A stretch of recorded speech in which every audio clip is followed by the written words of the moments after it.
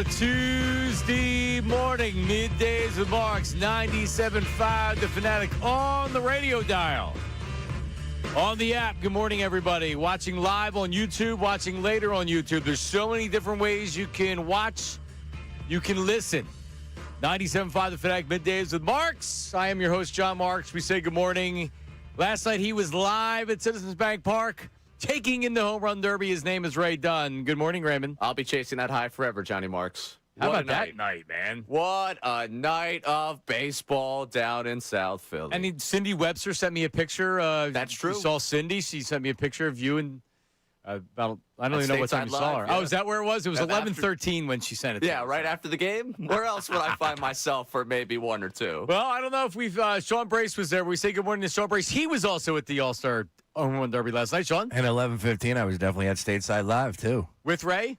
No, Ray and I did not connect post All-Star Game festivities. My phone died as I walked out of the ballpark. Hey, Ray. So unless you were walking outside of the back of Stateside Live, nobody was finding me until I got back. All right. All right. Well, I mean, as far as expectations, we even talked about this a little bit yesterday. If I was choosing between going to the All-Star Game and going to the Home Run Derby, wasn't even close. The Home Run Derby was where it was at.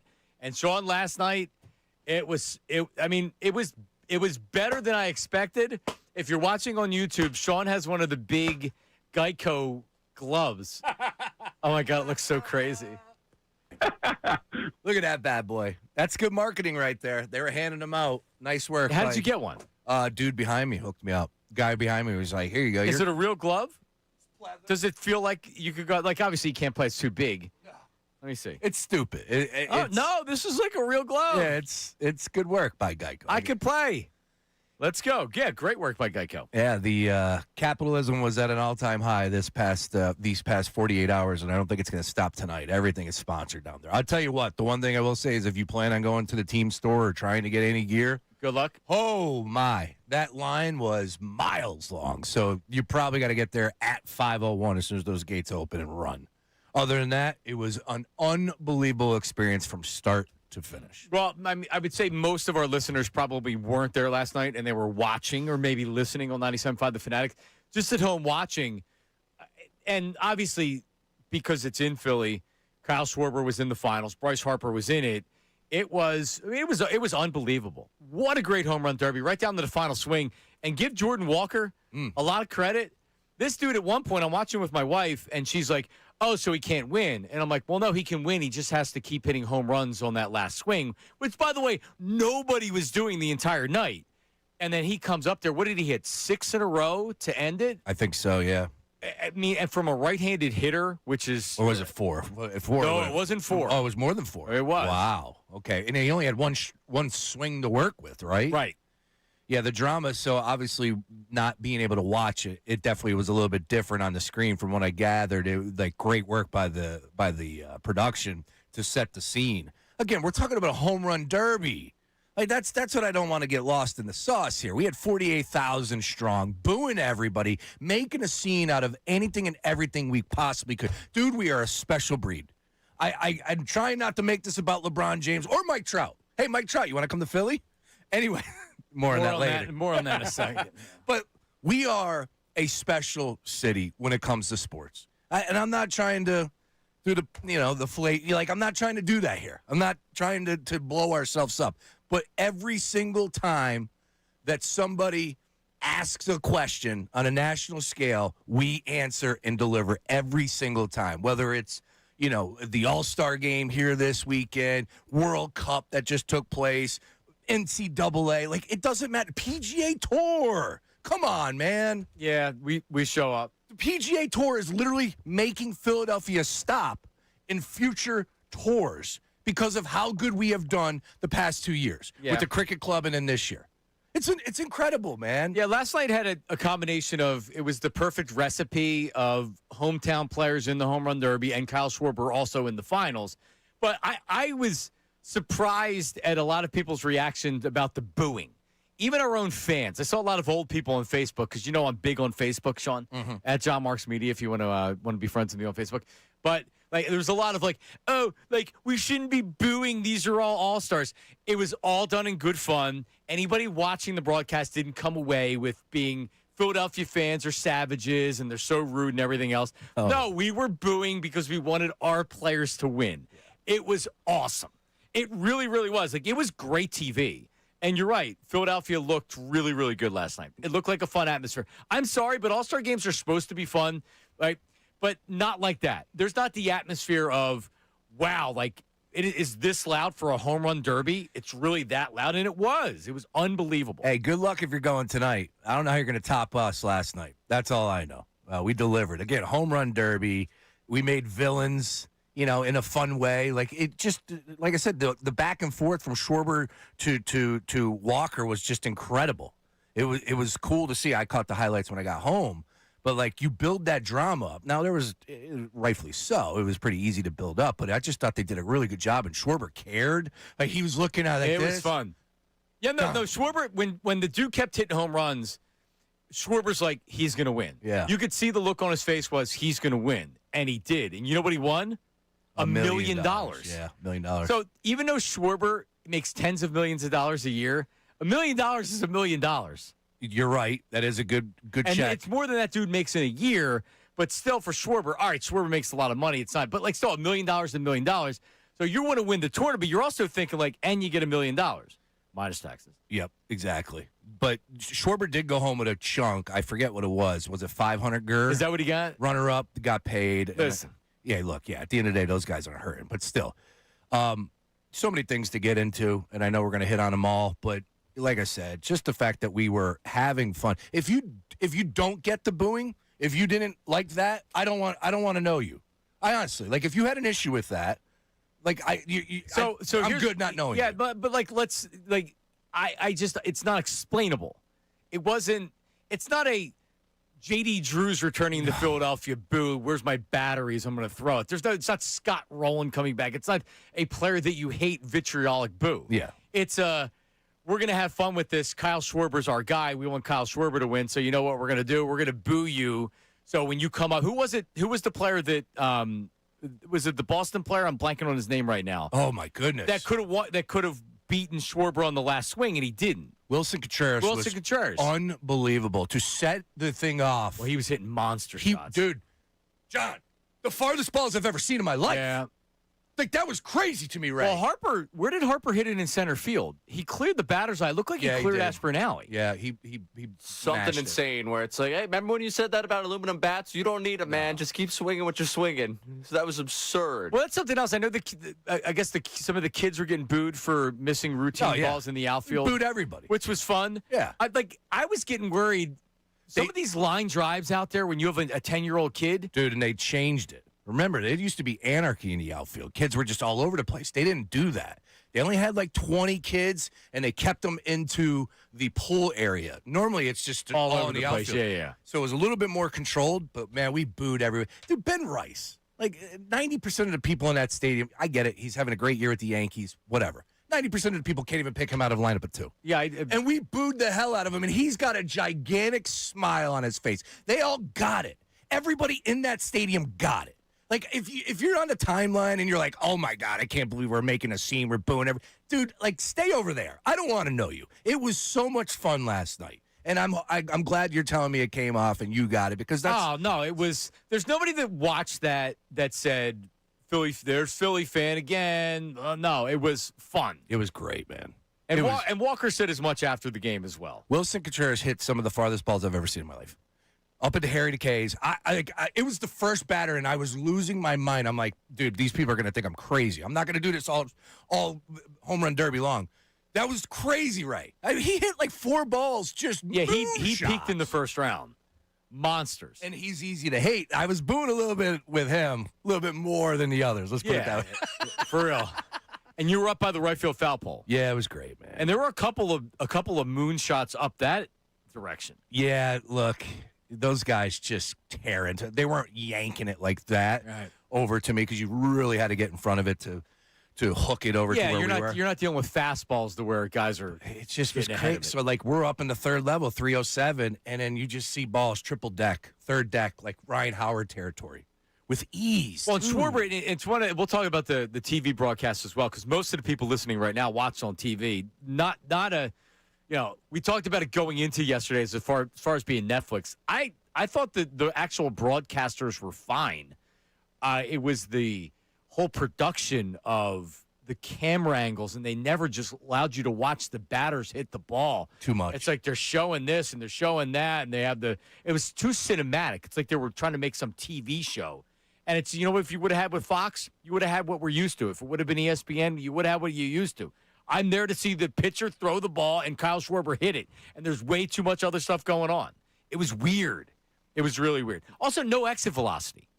Oh, you got to have the exit velo. I mean, isn't everything about the exit velocity? Because then it's like, okay, that home run only went 404 feet, but like with some of Schwarber's home runs, they were lasers. Yep.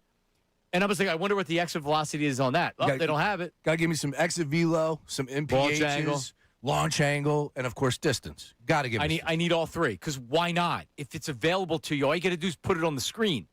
I want to hear Hunter Benz talking about, the exit velo on that's 118. If Kruk can talk about exit velo on stuff, then these guys can as well, right, Ray? Ray was also there last night. He'll talk about it. And if there's anybody out there that has a different opinion on the booing, Ray, you thought the booing was all in good fun, and I thought it was great from the introductions all the way to the end. I thought the introductions was the best part of it. What did people expect? We didn't live up to the bad booing reputation. It was fun. Yeah. Right. You got two guys in the Derby that are your own. All right. It's a home run derby. We didn't even know where the All-Star game was last year. Remember I said, was the game in Atlanta? Feel Fact, it was. And it was. I know, it was. But it took us a second to, remember that. This is memorable. Absolutely it is. All right, Davis on the text line, phone line 610-632-0975. Your voice memos, your reaction. And by the way, the setup with the swings is so much better than the clock. So much better. They nailed it with that. It was really good last night. 610-632-0975. Phone line, Davis Honda text line, and then give us your voice memos on the Davis Honda text line. We're back. Middays with Marks, 97.5. Kincade and Salciunas.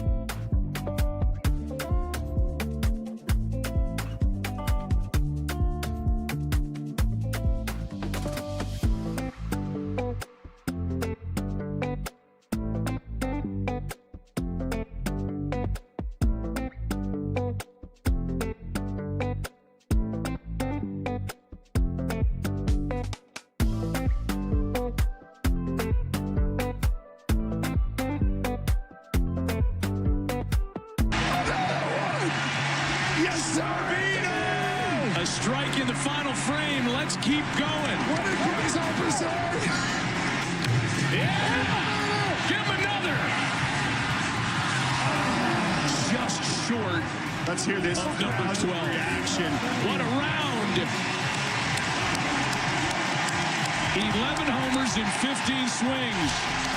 That was something. Yeah, you know what Bryce Harper said? He said it's over when Schwarber was smashing home runs. Or that's it. Something like that. I don't know if he said it, but I don't know if I didn't know the difference between Pence and who else was doing it? Rizzo. And Rizzo. I didn't know the difference. I just knew that they were both talking. So I hadn't really heard him do it before. Yeah. But at one point they said that Harper said that's it or it's over. One of the two things, I forget. Harper gave us a little personality Yeah. when he walked out there and hopped up on the ropes in the ring. That was awesome. It was great. It was, they all walked out all stoic. Buffer, am I allowed to be a little bit critical of the icon, the legend, the local hero that is? Sure, if you want to. Okay. Michael Buffer, not Bruce. Bruce, dude, the Conor McGregor fight on Saturday, Bruce is just, we got to play it later.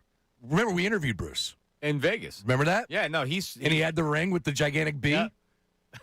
His introduction for Conor McGregor was Hall of Fame worthy on Saturday, Yeah. but that's for another day. Michael, and I know he's a legend, he was reading, John. So he introduced Schwarber and Harper, and it's just like he did the same with every one of them. And I just wanted a little bit more for the local guys. Little bit, just Well, something especially because different. he's the pride of Roslyn, Pennsylvania. I'm like, what are we doing? So he gave nothing, Ray, can you confirm this? He gave nothing more for those two as a neutral call? Yeah, it kind of seemed neutral for the two of them. Okay. I felt like everything was overpowered. By the time they announced Harper, the entire crowd had gone into a frenzy. I felt like I honestly, because they Will Ferrell and whoever else doing the thing on the broadcast, so it was even hard to understand what was going on. They totally ruined that. I didn't need them being a part of the introduction. I needed the guys coming out like Mike and Michael Buffer introing them like it's a boxing match. I don't need Will Ferrell and who else was up there? Owen Wilson or Luke? Luke Wilson, Luke, and yeah. then a guy that I didn't go figure. I didn't know who he was. So what? They're plugging a Netflix show. Is that the golf show that he has coming Lonnie out? the Hawk Hawkins, Jimmy Tatro. All right. Who I didn't know who he was, but they're yapping, and actually the Tatro guy didn't even say anything.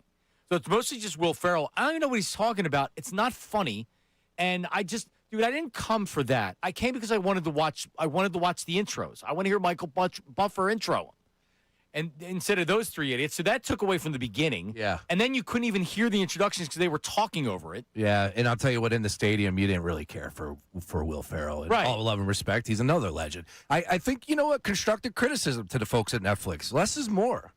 I agree. Especially in a city like Philadelphia. We love our sports. We eat, sleep, and drink this stuff, as you saw last night. We don't need the fluff. Right. You can have some fun with it. It's a home run derby, but we don't need. Yeah, but it's in the national broadcast. They're overthinking it. They're trying to. It's like the opening night broadcast. It was better than that, but it was still like.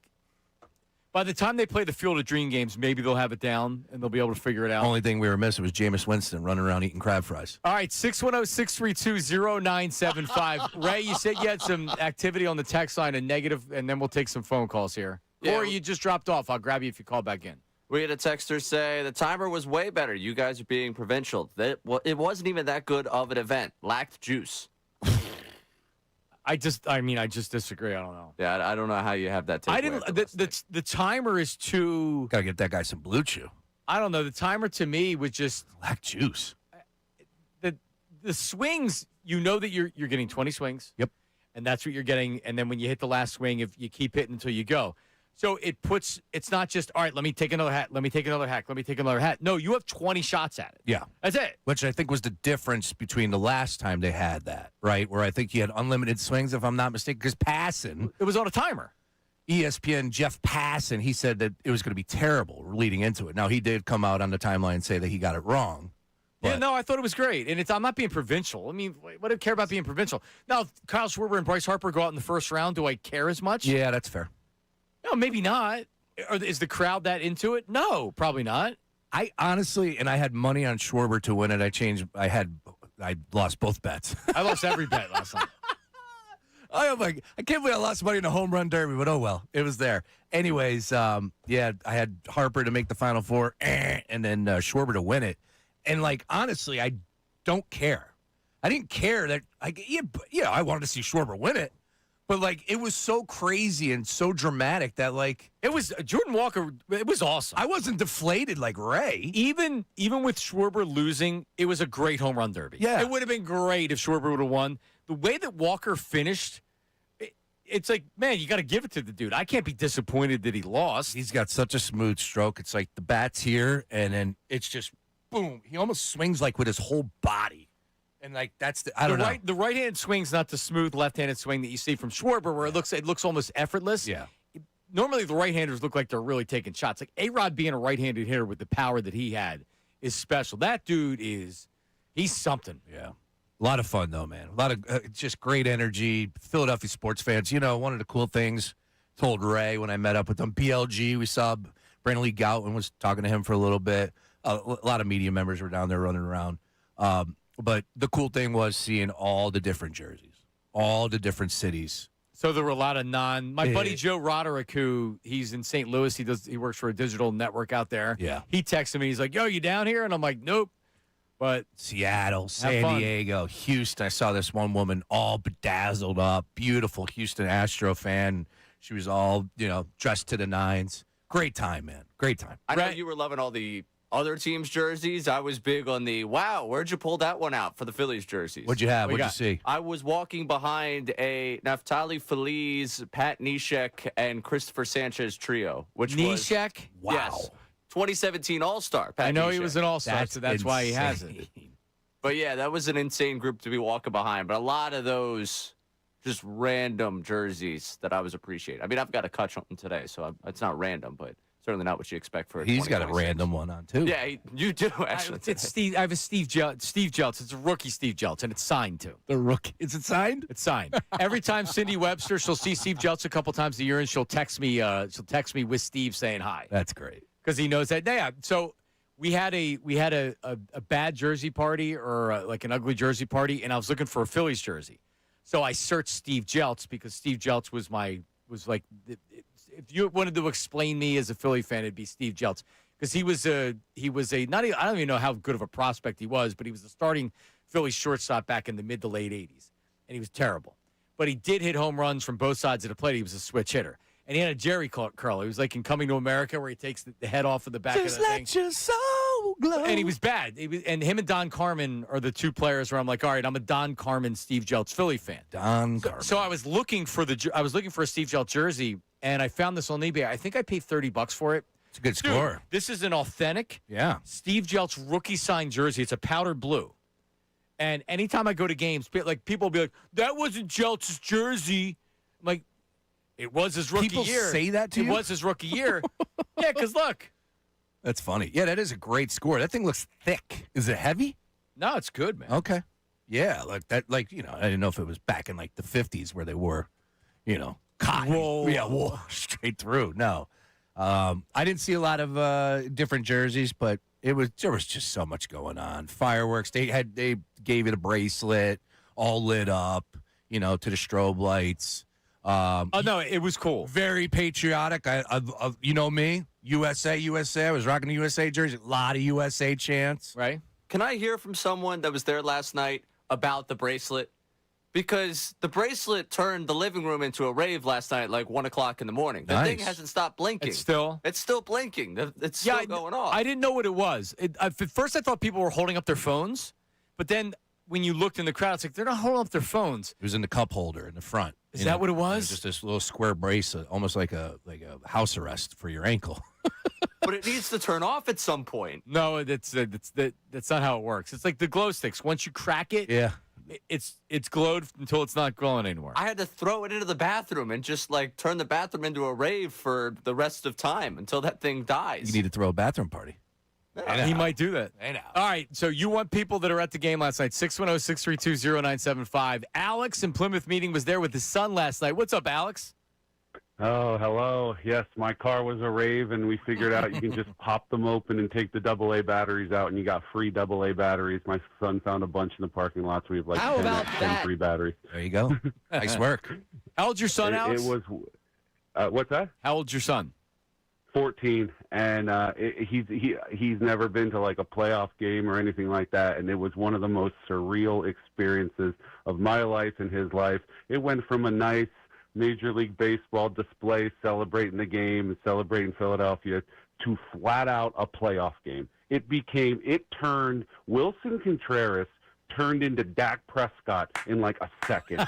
And the whole 303, I was up there, everybody just booing, cheering every pop out. And then when his pitching coach dusted him and we cheered, and then just booing the kids who couldn't make the catch on the pop outs just in a fun way, and just seeing all the people crying about it on Twitter. I love it. We set the standard for climbing light poles in the 70s. We set the standard for the NFC, for the NFL draft and how awesome it was and how great the fans were. Now we set a new standard to making the home run derby matter. And that's all I got to say. Thanks, guys. Oh, thank you. Yeah, you know what? It's a great call. The draft, Philadelphia set the tone for the draft. We did. Point blank. We did. 2017.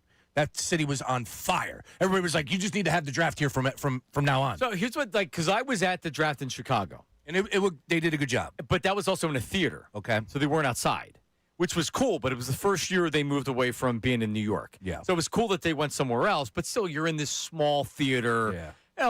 Maybe 2,000-3,000 people were in the theater. Like, it was really cool, and Chicago did a great job. Chicago's a great city anyway. Yeah. But then when it went to Philly, it was like, oh, so this is what you have to do.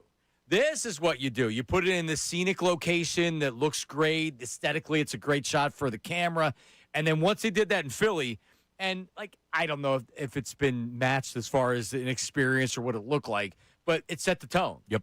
It did. And it set the standard for what the draft should be, and they're never going to look back. They're not going to have it inside some theater. No, because of what we did here in Philly. Correct. We showed you the successful route. That caller was spot on. Great call. I'm with you there. And draft is another one. You know, I brought up all the recent events, but the draft is absolutely one on that list that we show you how to do it. Again, I'm not here to, I call us out when we get things wrong. We do from time to time get things wrong. Last night was a grand slam, sir.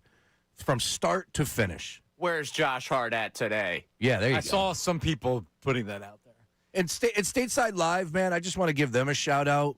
Our guy SJK sets his alarm to us. How about that? Is that right? Yeah, 9:57. He says his alarm goes off because he can't wait for Middays with Marks. We got one. What's up, SJK? We got wondering one. where the one was. Yeah, he's the man. Anyways, but that place is, completely different. I haven't seen the John, it's so top notch. It's Does it look like a different place? Yes, it's a whole different vibe. It's still low key in my opinion because there's plenty of space to move on the outside, but the stage they have, the atmosphere, the TV screens, everything seems like it's brand new on the inside even. Like they put a little refresher there, I think. It was packed. You couldn't move. Again, they've just been doing it big because of all the events. That's not easy to do down there. They're doing it every single night. They deserve a lot of credit. They've been busy down there with the World Cup. They have. Holy cow. Good summer to be a bartender down there, Ray. Ray's been absolutely. putting kids through college. I am putting kids through college. Just paying people's rent. don't be making any kids Nope. from being at Stateside Live, right? Stay away As far from as that. I know, I'm good. All right. Hey now. Jordan Walker after the game. Is this on the field or is this This is post game. This is post game. Jordan Walker after the win talking about the fans. I thought it was Phillies brutal. I mean, honestly. But I think it's pretty special because they love their players, and that's what you want, from your home, like where you play.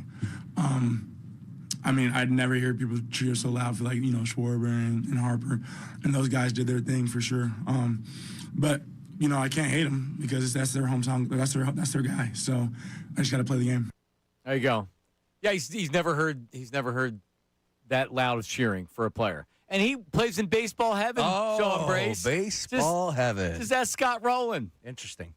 Yeah, we might have to do some rankings, Major League Baseball cities. Yeah, I think we might be moving in front of some folks. Do you remember when Schwartzman went down and interviewed Scott Rowland? do. When he was at the Blue Jays, I think. Yep. He wanted no part of that. I mean, Scott, I'm here talking to you. Yeah, that's in the past. He was really short with them. And he walked away, didn't he? He was like, yeah, I'm done. Something like that. Yeah. Right. I don't know. All right. Well, listen, congratulations. Now the All-Star game's tonight. Yeah, good luck. So are people not, because, I mean, I much rather would have went to the home run derby. We're talking like the All-Star game's over. We didn't even have the All-Star game yet. How do you live up to that? Yeah, tonight's going to be cool because you're going to get everybody. So you're going to get the superstars. Like, that's going to be really cool. But, I just, the game doesn't drag on, but the game doesn't mean anything. It's just keep it moving. You want to get everybody in there playing, right? The participation trophy. You want to get everybody in there. Everybody's represented. Chris Sanchez is starting. Chris Sanchez is starting. That's cool. Of course, what, 6 Phillies? 6 Phillies on the team? Schwarber's going to be leading off. It's going to be great. It's going to be great. Marsh is starting, so he's going to get announced as a starter. But that caller nailed it, John. It had a playoff atmosphere because it was. So what's up with the hype man that they had? So was he on the TV? You could hear him. Okay, yeah. He was a little good-looking dude. He walked by me, and he had his mic pack, and he had, like, bedazzled bracelets, and I'm like, who's that guy? I thought he was a singer. So I Googled his name because I saw him walk by me. He had a mic pack with his name on the back, and I didn't know who he was. He was, the in-arena announcer. He was okay. He wasn't too much. Look, as an in-arena announcer, could you just give me something other than make some noise? Please. Like what? Just, dude, throw it into ChatGPT. Just give me anything. Like, other than make some noise is number one on the list. If you want to get the crowd going, just be a little bit, different. You can add some flavor. Give me a little Philly electricity, something along those lines. Make some noise. I just can't stand when in-arena announcers do that. Synonym for make some noise. We've got some. Make some noise. Like, come on, dude. Emit a sound? No. I mean, all I'm saying, like, you could hear him, but, like, I don't know. I guess I was expecting to hear now batting for the home run derby, Kyle Schwarber, and you didn't get that. Dan Baker is doing it, but I guess he announces it tonight. Yeah, I guess just tonight. Is he doing it tonight? All right, which is very cool. I was hoping for him last night. Yeah, I think it's Alan Roach, the guy that does the Super Bowl, that's been doing the last 2 days there, and he's really good. Oh, yeah. But there is just a certain feel of being in Citizens Bank Park, and this is the most, like, from here thing. I don't think any other fan walking in there was like, man, it sounds a little different in here. But for the Philadelphia fan, it just doesn't feel right without Dan Baker. The Alan Roach was the guy. I didn't even know that. Not the in-arena host. Like no, I know. Yeah, I think he was on Sunday, so I figured he was last night again. I mean, that guy's got some Okay, pipes. let's hear you. Yeah. Get loud. Raise the roof. Bring the energy. There you go. How about this one? Let's hear that Philly roar. Oh, there you go. Make this place shake. Let's get this John rockin'. Yeah, don't use John. Fire it up. Any of them work, John, honestly. I can't stomach to make some noise. I hate it. Sorry, that's just all right. I mean, listen, I'm excited to watch tonight to see what it sounds like tonight. And it's going to be a much different atmosphere because you're not even like, especially when Schwarber's up, he would kind of like you can't step out of the box. But at one point, he was putting his he was asking for noise. He was putting his arm up in the air. The catcher asking for noise. Yeah. Who was the catcher? I don't know. Because all of a sudden, the catcher had a personality after we got to the second round. We get to the semifinals, all of a sudden, that catcher was like, yeah, you know what? I'm in charge of getting the crowd loud. Wait a second. Was it Mick Bullmeyer? Is that who it was? I don't know. Do they bring in their own catcher? I don't know, but whoever it was, all of a sudden started to go with the crowd. I was all right, Schwarber can handle this on his own, buddy. I don't know. I'll have to Google it because when I Google it, it comes up with Contreras, and that's not what I'm looking for. I know he plays catcher sometimes. He's a catcher sometimes. By the way, I was feeling it last night as we were going through the whole thing, and I did yell while Contreras was up, hit him with the pitch. So when they did hit him with the pitch, the entire section was thrilled. That was funny. I got some looks. It was funny. I started an MVP chant too early. Really? Yeah, because it didn't go straight to Harper, right? I forget what it was. I started it, and then there was somebody before Harper. I'm like, well, that's not him.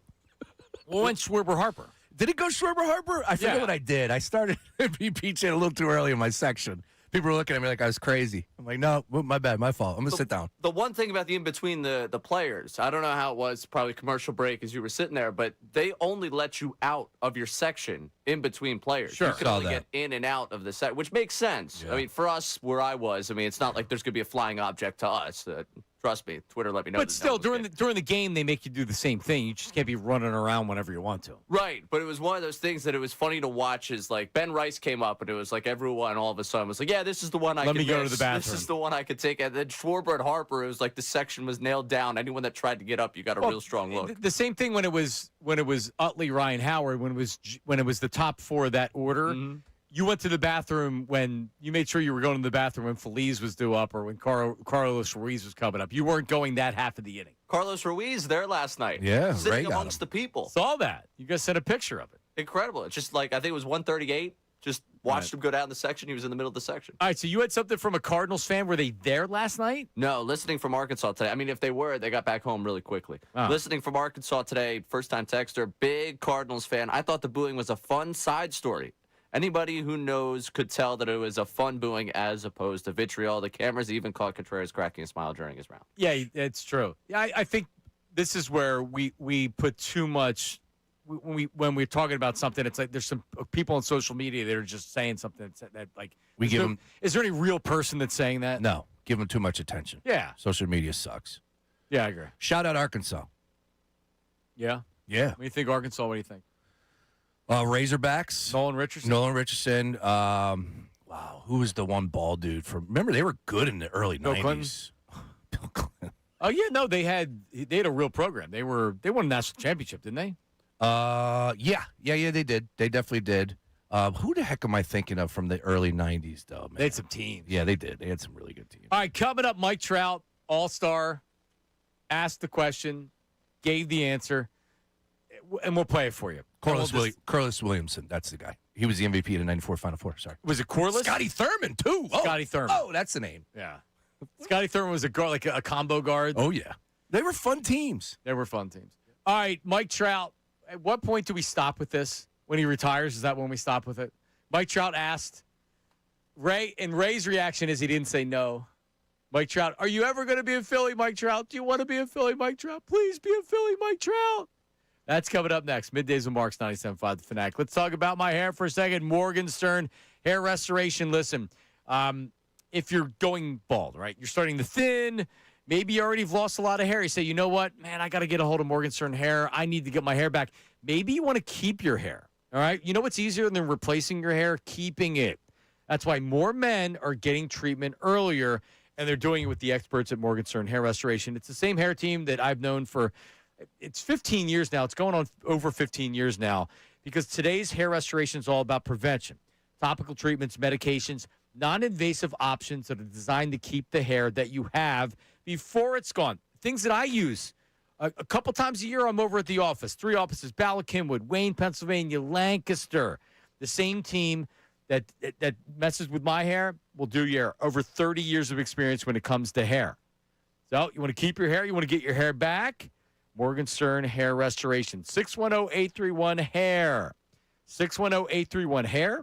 MorgensternHair.com. Morgan with an E. MorgensternHair.com. Christopher Sanchez.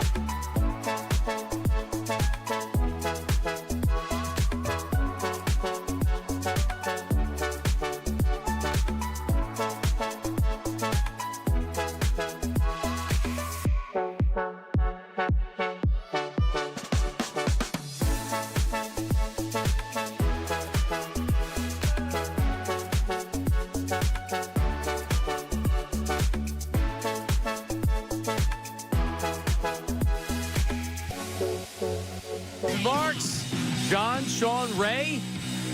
Sean and Ray at the game last night. I watched it from home on Netflix. Not getting rave reviews, Sean Brace. Netflix not getting rave reviews. Correct. At one point, Schwarber hit 10, and all they kept saying was, Schwarber will advance with 10. Schwarber has 10. He will advance because that passed Murakami and Murakami. And I'm looking because Bryce Harper's left, and I'm like, does that mean that there's 5 contestants? There's 5 final, goes to the semis? Because if he would be 4 and Harper's left, that means Harper could pass him. And they must have said it 10 times, with 10, he'll advance. And it's like, okay. And then it's like, and now I'm Googling. I'm like, how many players reached the semis? I'm literally Googling this. It's like 4. Oh, okay. What is going on? And then finally, someone must have told him during Harper's at bat that, Harper can actually knock him out. Duh. Yeah. No, that would just eliminate Murakami. It doesn't put Schwarber unless he would have gotten 12 or 13. I forget what the next person was. So I was confused watching it. It was just little things like that. Yeah, you gotta know the details if you're on the mic for it. It's not hard. There wasn't that many rules to remember as a host, but yeah, you can't screw that up. How did my girl Elle do? Elle Duncan. I didn't have a negative or because early they were going over to where he was sitting with Bonds and the other people, and I don't know, it was fine. I'm just there to watch the home run derby. Yeah. She didn't offend me. Good. I thought the broadcast was good enough as far as the play by Vasgersian and Pence and whatever. But outside of that, like, it was fine. The only two things I saw on her was the Philadelphians talk about the 1996 home run derby all the time, and then the Ricky Bo thing, where she's trying to say that Ricky has ever said that he did not intend to hit Barry Bonds, when very clearly, if you've ever heard Ricky talk about hitting Barry Bonds, he was called into the game on a day he wasn't supposed to pitch strictly to hit Barry Bonds. Wait, so they talked about that on the broadcast? Bonds talked about it, yes. Yeah. Get out of here. Ricky Bo's a good man. Is what he said. Really? We'll play it. We'll play it coming up. You can play it coming up at 11 o'clock. Man, that is awesome. Yeah, but Duncan had said, oh, yeah, they still talk about that All-Star game or that home run derby. She said, I saw a tweet, which, come on, dude, you can't be paying attention to that stuff. Somebody, who is it? She's fighting with somebody. Yeah, Rob Tourneau. Thank you. I saw it. Yeah. So I saw his tweet, which was like, Really? nobody's talking about it. Yeah, nobody does. Nobody talks about it. And she said it was setting up a segment for that girl, Philadelphia fan that is from Delco with the accent. Okay, well, like, because no one else cares but us. Right, that's the thing. It's Elle Duncan knowing the audience that she's broadcasting to. If you say Philadelphians do something, they better do it. Damn right. Otherwise, they're going to lose their minds.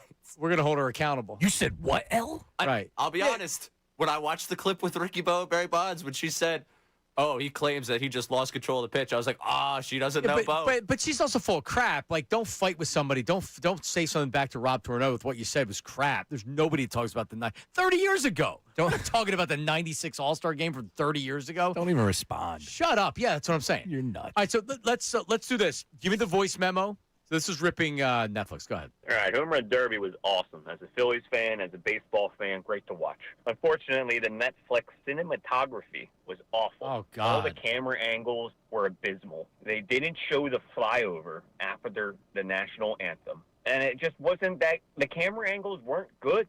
It was too choppy. It felt like I was watching an Instagram reel. Interesting. No, it was uncomfortable to watch. That stinks. Because I just want to sit back and watch, and now I'm like, show the batter. Why are you showing this view from the foul pole? And, right, like they were trying to make it more cinematic than it needed to be. It's very simple. Yep. Hit the ball, throw the ball, hit the ball. Show me where it goes. They had problems tracking where the ball went. It was weird. Yeah, exactly. You want to see the bombs. That's what you want to see. The flyover was cool. It was the Angels. The Blue Angels flew over, 4 of them, right over the head.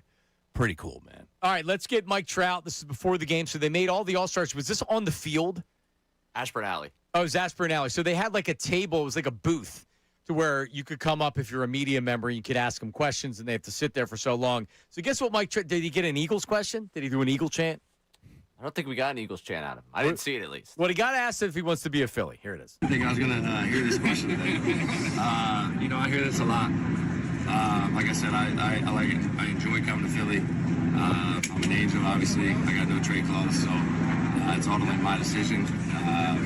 But like I said, I love Philly.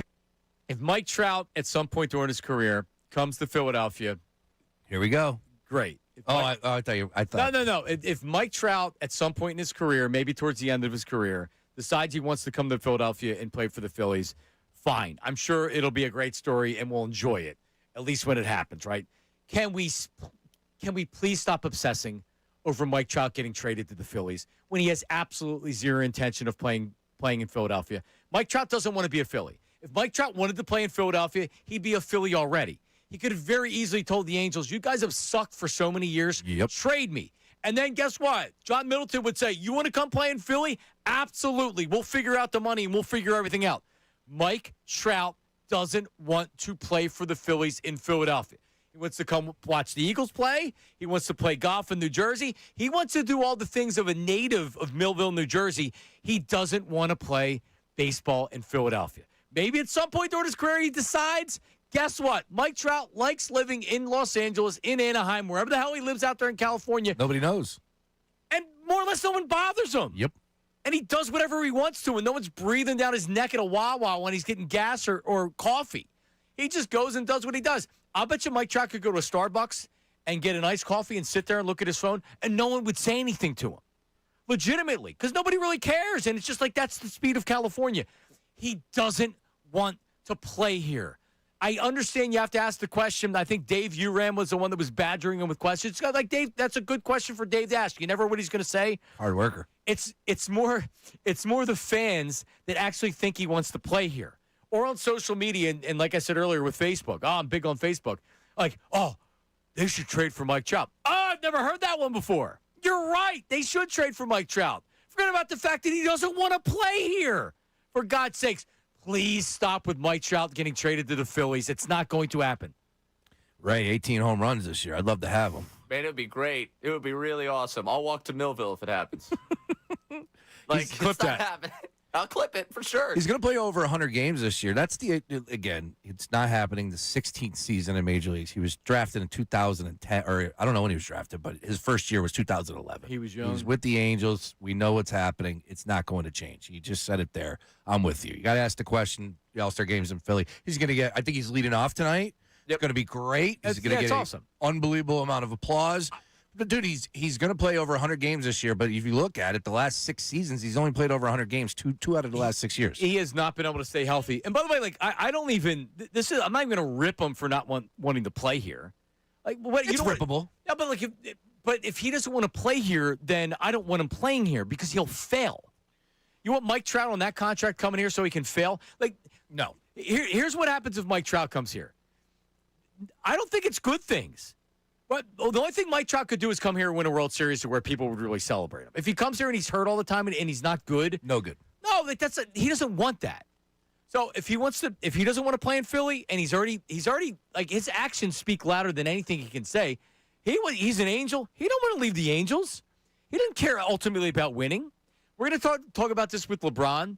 If LeBron really wanted to win a championship, there's one place he'd be playing. It's in Philly. That's right. It's not all about winning a championship with players, Sean. And guess what? Where's the most pressure coming if LeBron, out of all of his choices? Yeah. Exactly. Also, real quick, yesterday, speaking of guys that aren't going to come here and not waive their no-trade clause, Byron Buxton shutting down Tim Kelly with the "it ain't going to happen" comment. Hilarious because if anyone's followed Tim Kelly from on Patterson, Minnesota Twins fans are relentless to him. The one Mamba guy who somehow I know he hates Tim Kelly so much. Hates him so much. So that tweet did numbers, and I would imagine. But the same guy also said the same thing about Duran's not being traded. You guys are losers, and then they traded Duran, so he needs to shut up. Tim Kelly's up 1-0, but hilarious to see Buxton shut down of "it ain't happening." Coming up, Barry Bonds, who's not as big and muscular as he was when he played, Sean. He addressed Ricky Vitalico throwing at him the only time he charged the mound in his career. It happened in Philadelphia. He addressed it last night on the broadcast. That's coming up next. Middays with Marks, 97.5. Now on 97.5 The Fanatic Sports Update. An incredible derby. I'm Ray Dunn with this Fanatic Sports Update, and it's brought to you by the Department of Behavioral Health and Intellectual Disability Services. If you're caring for an adult with an intellectual disability, autism, or a developmental disability, you may be eligible for support. Visit dbhids.org/IDS. Jordan Walker surged back to beat Kyle Schwarber in the final of the Home Run Derby last night. Schwarber went first in the final, 11 home runs in his 15 swings, and then Jordan Walker went on a run with the magenta balls, end up passing Schwarber, winning the Home Run Derby last night in Philadelphia. Afterwards, Walker talked about the Philadelphia fans, again booed. I think it's pretty special because they love their players, and that's what you want where you play. I mean, I'd never hear people cheer so loud for Schwarber and Harper, but, I can't hate them because that's their guy, so I just got to play the game. And speaking of Philly guys, Christopher Sanchez getting the start for the National League in the All-Star game tonight. Kyle Schwarber batting leadoff. Brandon Marsh getting the start in right field, batting 7th tonight. The game, of course, in Philadelphia. Summer Sixers back in action at 4 o'clock today against the Rockets. The NBA world still awaiting LeBron. We'll let you know if we hear anything. This update's also brought to you by Taco Bell. Try Taco Bell's $5, $7, and $9 Lux boxes. Limited time at participating sports while supplies last. Prices vary, freezes, and specialty drinks not included. Tax extra. I'm Ray Dunn, your home for the All-Star game. 97.5, The Fanatic.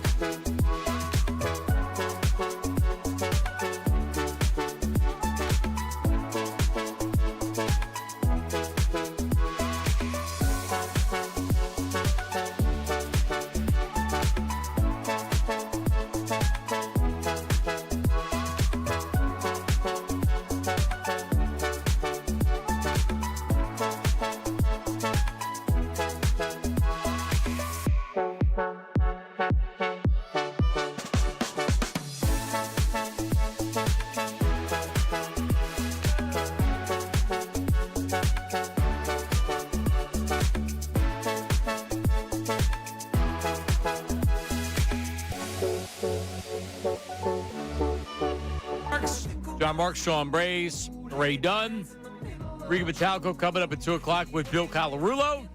And Ricky was brought up on the broadcast last night. How do we want to do this? Do we want to play what he said? We want to play the Harry Cowell's call first, Ray?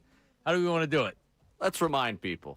All right, so August 2nd, 1998, Bonds, and it was 9-0, I think. 9-2. 9-2. Bonds stole second base, which the Phillies didn't appreciate. And you know when Bonds hit a home run, he liked to watch it. So I'm sure, baseball players are probably already mad. Mm-hmm. So Ricky Bo, as the story goes, and Ricky, I'm sure he's going to talk about it since he was talked about last night on the broadcast by Barry Bonds. It's great.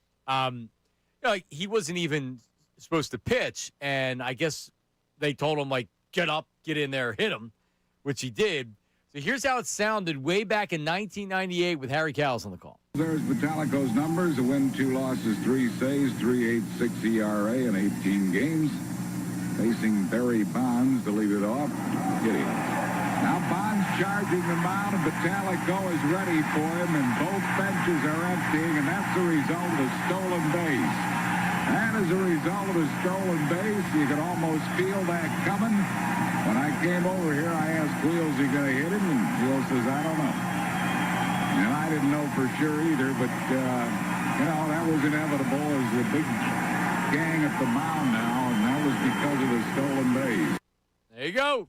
Wheels in the booth with Harry. You know what? Brought that up yesterday with Berman. It's another one people got wrong. Wheels? Yeah. Yeah, I miss Wheels. Yeah. Wheels is great. Yeah. We got to stop paying attention to the nerds on social media. Is that time over? Well, I mean, back then there wasn't social media, but people just... Oh, the no doubles defense. Well, It was social media. I know, but the Wheeler, Chris Wheeler, even before social media, people used to complain about. Sure. For sure. But yeah, the no doubles defense and middle in. But he's in the booth. It's a guy that was... He also knew baseball. Yes, that's my point. But Chris, I always enjoyed Chris Wheeler. He would do some play-by-play. He would be the analyst. And I know he didn't play, but it doesn't mean he doesn't know baseball. I always thought Wheels was good. I think that's pretty cool right there, where Harry's like, I asked Wheels, and Harry, sharp as a tack, knew. Everybody sensed it. Yeah. Including Barry Bonds. Because does he talk about it in this cut? Yeah, they knew it was coming. Here's Bonds last night on Netflix. Oh, he fucked me. Oh, there. Metallico hit you, and you charged the mound. You've never done it. I never really had to do that. I think in that situation, what happened was we were having so much success off with him at that time, and I kind of felt it. I think when I got up there that something weird was going to happen. He hit me. I charged the mound. We handed it out there, and then I think a couple of days later we said, "Hey, sorry about it. Just part of the game." And we were always able to brush things off in that era. Yeah, still to this day, he swears it just got away from him. But you didn't. No, it didn't. That did not get away. That's what they say he's all a the good time. pitcher And he's a good man. In that situation, it was part of the game of baseball during that time, and I accepted. He accepted what happened, and we moved on from it. Yeah, so he did not just say it got away. That's never been what he said. Are we He's sure been telling the story forever. I know, but that felt like she Googled it and came up with that. So via research, is that not in an article anywhere? Because that's crazy. I didn't see it live because that was before the game or before the home run derby, and I was, once the home run derby starts, once the Phillies, I knew the Phillies were up. I was trying to get the kids upstairs, and then I got them upstairs so they could brush the teeth, and we watched it from our bed where they can do it. I got it right here. She set it up poorly. It's in this article. That's what she did. She Googled it. So after it happened, he said it got away because that's what you say. Correct. That's what you say. And he did say. Okay, all right. Yeah. Well, that changes it because it felt like she was saying as a matter of fact. And wait a minute, that's not what he says. But initially he said it got away. When they interviewed him after the game. August 2nd, 1998, CBS News. I got an article in front of me. Quote, "It just got away from me," he said. "I'm not sure why I got tossed." Ricky said. Ricky. Barry knew it was coming because you don't steal bases when you're up 7 runs like that. Or somebody's going to give you a bow tie. And that particular era of baseball in the late 90s, Terry Francona was the man. Terry Francona was the manager. He was going to get hit. I would have said the same thing. That's hysterical. "It just got away from me," Metallico said. "I'm not sure why I got tossed." That's awesome. But wasn't it? I don't know where. I don't know where this it starts, Ray, because I saw the same video that you did. But is that how she set it up? Because how you set it up is you're like, all right, Barry. In this very city at Old Veteran Stadium, August 2nd, 1998, you did something you had never done previously and never done afterwards.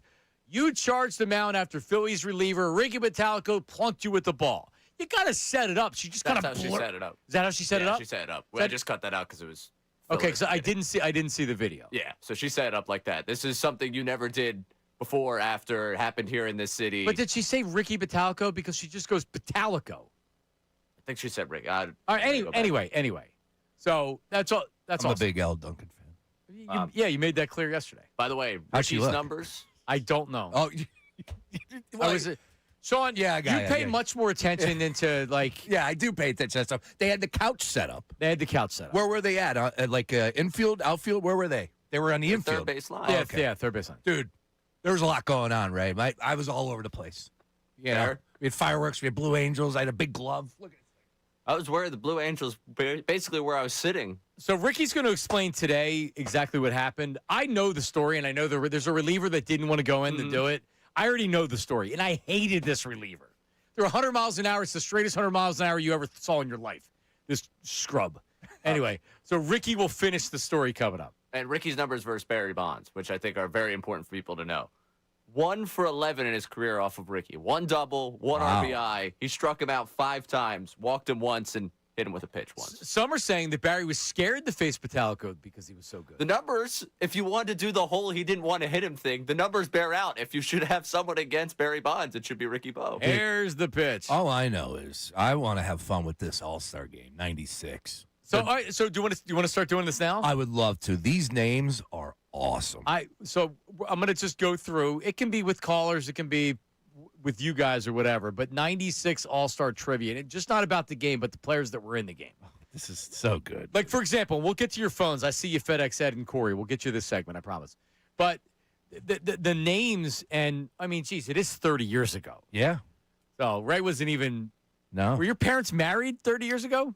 No. They were not. You weren't even a thought yet. Not even a thought. How I mean, about I was that? probably close to it. They got married 29 years ago. Okay. Okay, all right. How about that Charles Nagy getting the start for the AL? Oh, that junk baller for Cleveland. He was Yeah. from Cleveland at the time. Cleveland had a lot of players. Remember, they were really good. Right? Oh, dude, they had the farm system of those Cleveland teams. Charlie Manuel was the manager. That's right. After I forget who the original guy was. I was the public PA announcer for the Kinston Indians, which is the Single A affiliate. They used to tell. So what was the guy's name? I forget what his name was. The Slugger. Me too. Anyways, he crushed a ball, and it literally is. It's one of those deals with Griffey off the warehouse in Camden Yards. They have the plaque. There's still a plaque. Travis Happ, is that his name? From the Indians, I forget. Anyways, Travis Havner. Is that it? That's it. They became what? Kinston was the Down East Wood Ducks? That's it. Travis Hafner. He mashed a ball, dude. Big lefty. Yeah, big lefty. Kinston Indians. They changed. Yeah, they did. But I was down there, yeah. But yeah, it was once Kinston was the name of the team, and they changed it even further. All right, the Indian thing. Let's get some shine up some text messages or voice memos. 610-632-0975. That's on the Davis Honda text line, or the phone line is the same number. 610-632-0975. FedEx Ed is checking in. FedEx Ed, hello. How are you? Hey, yo. Who would you say won that brawl between Bonds and Ricky Bo? I think it was a no contest, how they terminated Bonds. Not a lot of big shots, more headlocks. No. I think Ricky Bo bellied up, yo. He bellied up? Uh-oh. Yeah, he bellied up, yeah. He went down as soon as Barry reached the mound. That was the end of that. Well, it wasn't a Robin Ventura, Nolan Ryan Which we brawl. learned more Come on, about man. that one. Yeah. That was crazy. Yeah, he had the higher ground, too, yo. He was on the mound. He could have bobbed and weaved, but he went down. He bellied up. All right. But what you got? I called about the home run derby because I think they should throw the ball 90 miles an hour, and then we'll see who can really hit the home run ball. That's just my opinion. They lob the ball up there. That's a game. That's a regular game.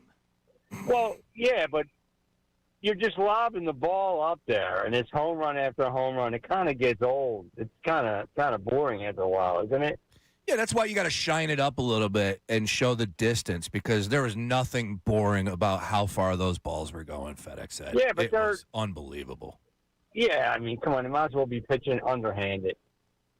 It is awkward how close they are to the. I was like, I would want them to step back. It was awkward for me to watch because they were so close to it. But I guess that's what they do. It's glorified batting practice. There's no doubt about it. It's quick. That's why you got to, like John said, shine it up, bells and whistles. Yeah, that's just my opinion. I mean, I couldn't watch it anyway because I don't have Netflix. So. Oh, which leads me into this. Well, you didn't even see it. Yeah, You're commenting on something you didn't watch. Really boring watching my empty television. So this is something I saw and I heard a lot, which was, we don't have Netflix. I'm not getting Netflix for this. Okay, like, I understand. Especially with your parents, if the parents are a little bit older and it's not as easy for them to access Netflix because maybe they don't know how to navigate there or they don't have it or whatever else. I hear you. Okay. But Major League Baseball, sports change with the times, right? Yep. And it's 2026. And unfortunately, not everything's going to be on ESPN or NBC or broadcast TV. So you are going to have to get streaming channels if you want to watch all your favorite shows. These days are done, man. The days are done. So I saw a lot of, baseball, they don't want people to watch. What happens is Netflix pays more money than everybody else. And if you want to watch the All-Star game, you want to watch the Home Run Derby, you're going to have to maybe go somewhere else. And then last night you had to go to Netflix to watch the Home Run Derby. Yep. And I'm sorry if people weren't able to figure it out. Then, call your son, call your cousin, ask your younger neighbor to come over and say, hey, I don't know how to do Netflix. If you have to pay for it, one person was like, ew, I have to pay for Netflix? I never had to pay before. What do you think, ESPN's free? You got to pay hundreds of dollars for cable. Yeah. What are you talking about? It is interesting, though, how much it costs. I don't know what we pay, but $26.99 is the 4K streaming with no ads. I don't think I have ads on my. I have ads. You got ads on Netflix? I don't even know if I pay for it. I thought it came with my Comcast. $8.90. Yeah, you said that, which is a good deal. $8.99 is standard with ads. Standard without ads is $19.99 per month. 2 devices. Yeah, that's a lot. I remember when I first started, we talked about it the other day. You got the DVDs sent to the house in the little envelopes. That's the reason why I subscribed to Netflix, and that was like $5 a month.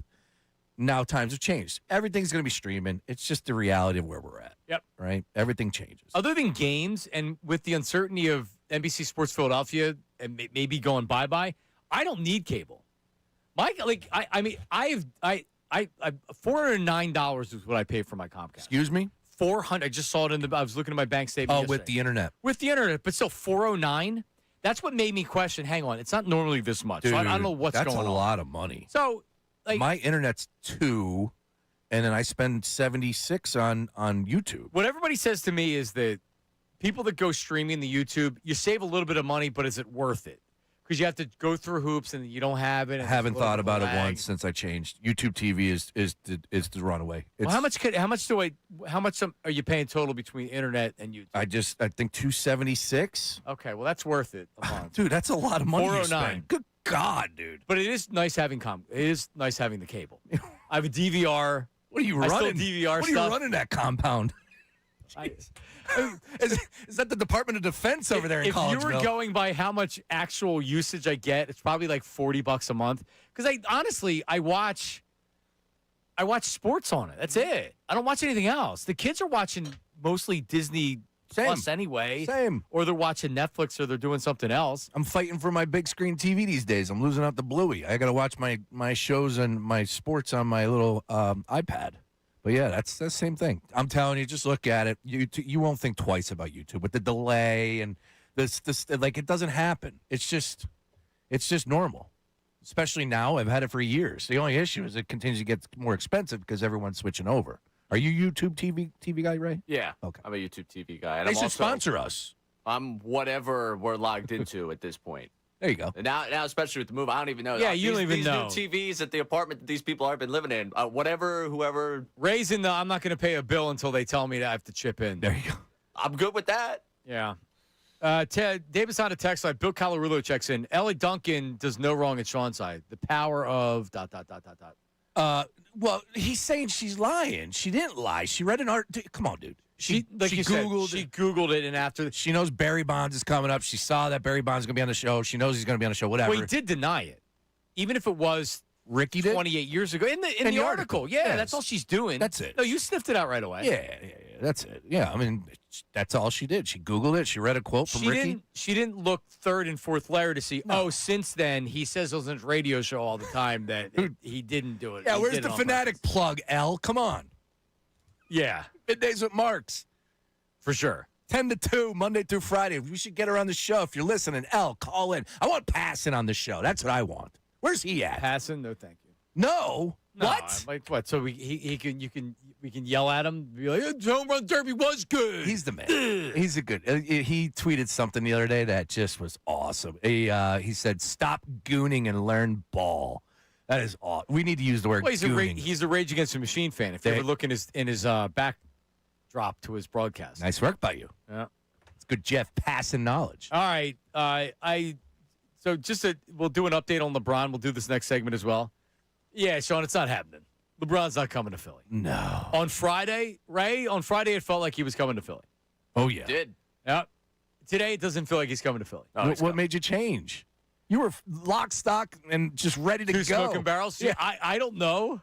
What changed with you? You were going to get a tattoo on Friday. Now you're like, huh? I never said that. Huh? Oh! Like, what do you mean? Misread the calculation. Hey, like, no. Hey, I'm still getting one if he's coming. Okay, well, he's not coming, so you don't have to worry about it. Right, we agree.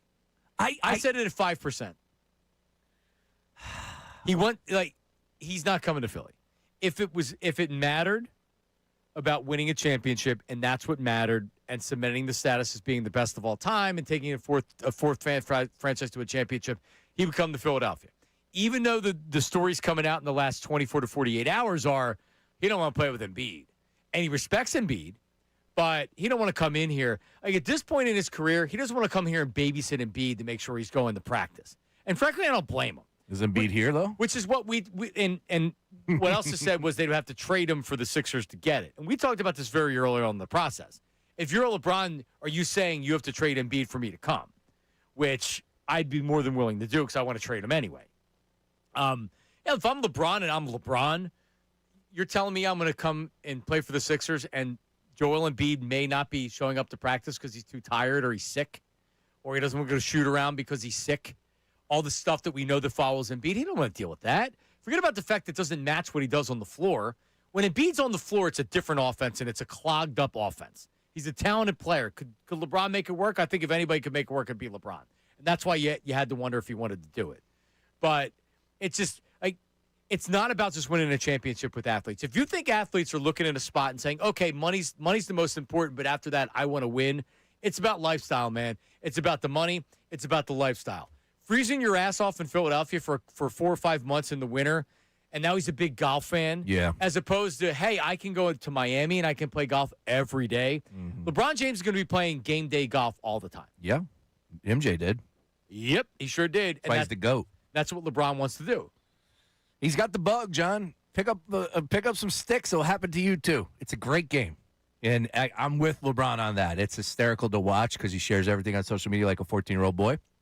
But so excited. Yeah, the golf game, it's once you get that bug, man, it's hard to kick. The only thing is, lucky for LeBron, because golf has gotten so expensive these days. No one wants to hear me cry. Everything's expensive. But, look, if he wants to play golf, that's easy. It's Miami. Now, Windhorst said something on Friday that made you think it wasn't Cleveland. Correct. And immediately I did not think Philly. I thought Miami. So we'll play it. We also have Shams from yesterday. Okay. It feels like it's over. And it feels like it never really I'm still at had 40%. 40%? I have not wavered, John. Ray? Yeah, I'm right there with him. Seriously? Yes. Yes. You guys haven't moved. Thank you, Ray. I'm at 5%. No movement. 610-632-0975. The latest on Bron. Shams gave an update. We'll give you what Windhorst said on Friday as well. I left here on Friday. We took my daughter and her friends out for her birthday to dinner in Phoenixville. And, man, the people were buzzing. LeBron, Mark, is he really coming? Is he really coming? I think he's coming. Yeah, he's coming. Yeah. He's not coming. 40%. Middays with Marks, 97.5 The Fanatic. Now on 97.5 The Fanatic Sports Update. Day after the Derby, I'm Ray Dunn with this Fanatic Sports Update. The reaction still buzzing after an incredible home run derby in Philadelphia last night. The hometown hero, Kyle Schwarber, so close to winning the home run derby last night. Jordan Walker ends up winning it, an incredible run with his final swing as he's able to pass Schwarber with 11 home runs in the final round. Walker won, was booed along the way, and took it all in stride afterwards. I think it's pretty special because they love their players, and that's what you want where you play. I mean, I'd never hear people cheer so loud for, Schwarber and Harper. But, I can't hate them because that's their guy. So I just got to play the game.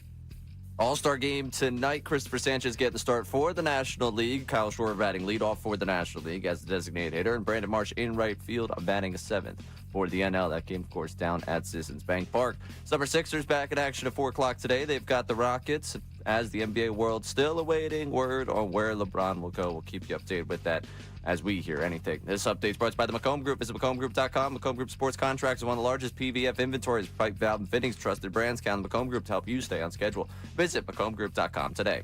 I'm Ray Dunn on your home for the All-Star Game. 97.5 The Fanatic and the Fanatic app.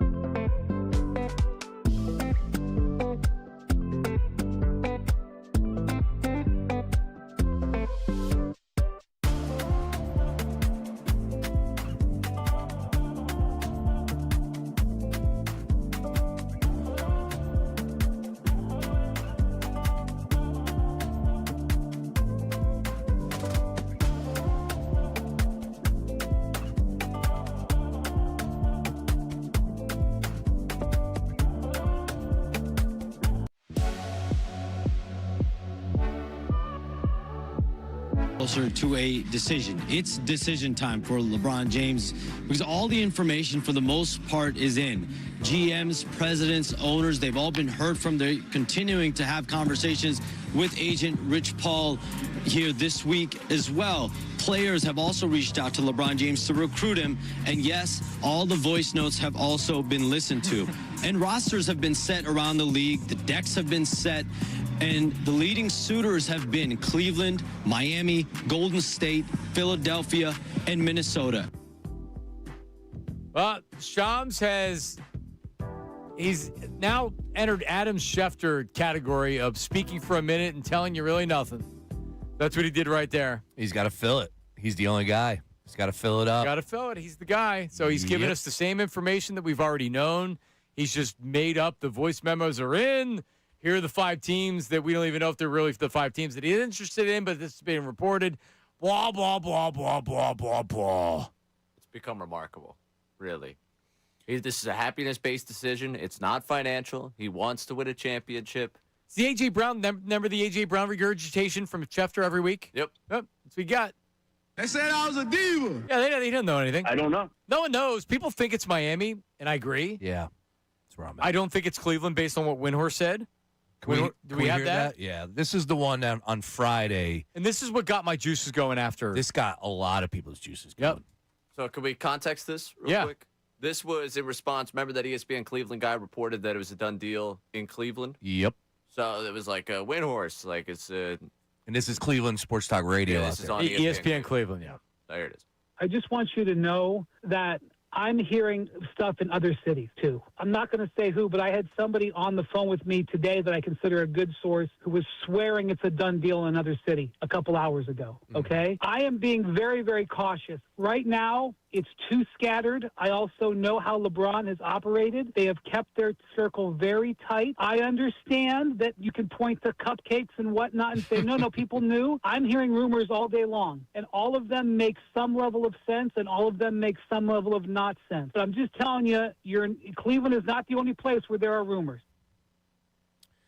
Yes. So everybody was going nuts over that because Windhorst is connected. He is the LeBron James whisperer to some. Right. And, when he says, I'm hearing that he's going to go to a place other than Cleveland, it's a done deal. Like, I did the event out at Rita's at Westchester. Shout out to that family out there. Unbelievable. Jason, one of the owners, he was going nuts on Saturday.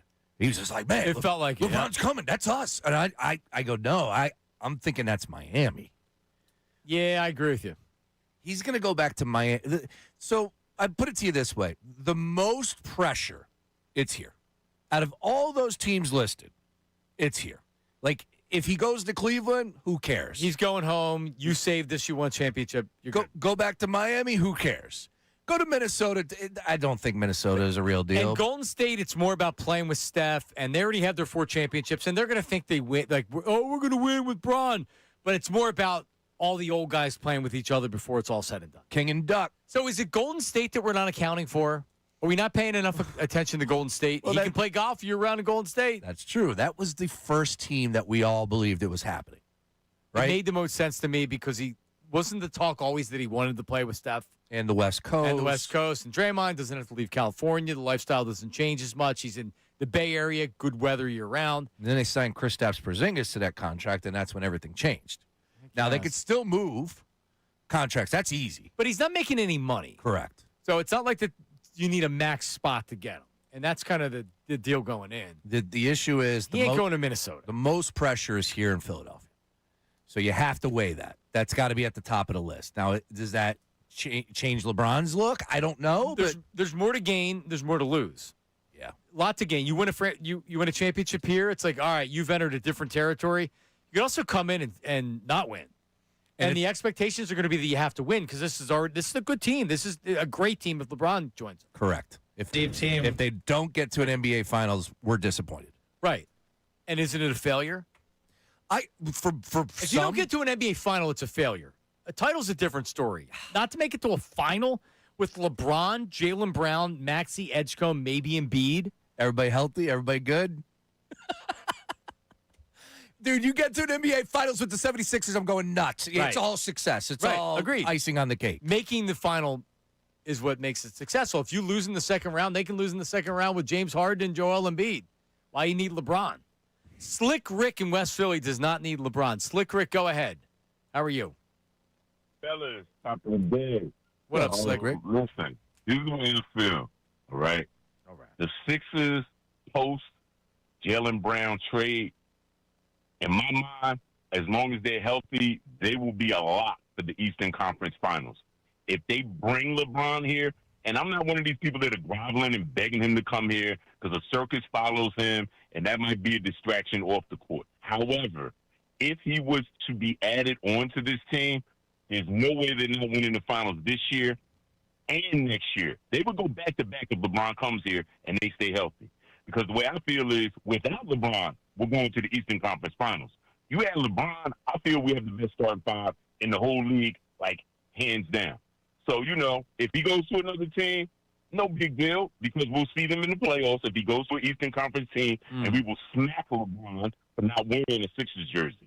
All right, so you're already, and I appreciate it, Slick Rick. See, to me, it's still about matchups, even with Jaylen Brown. He makes him better.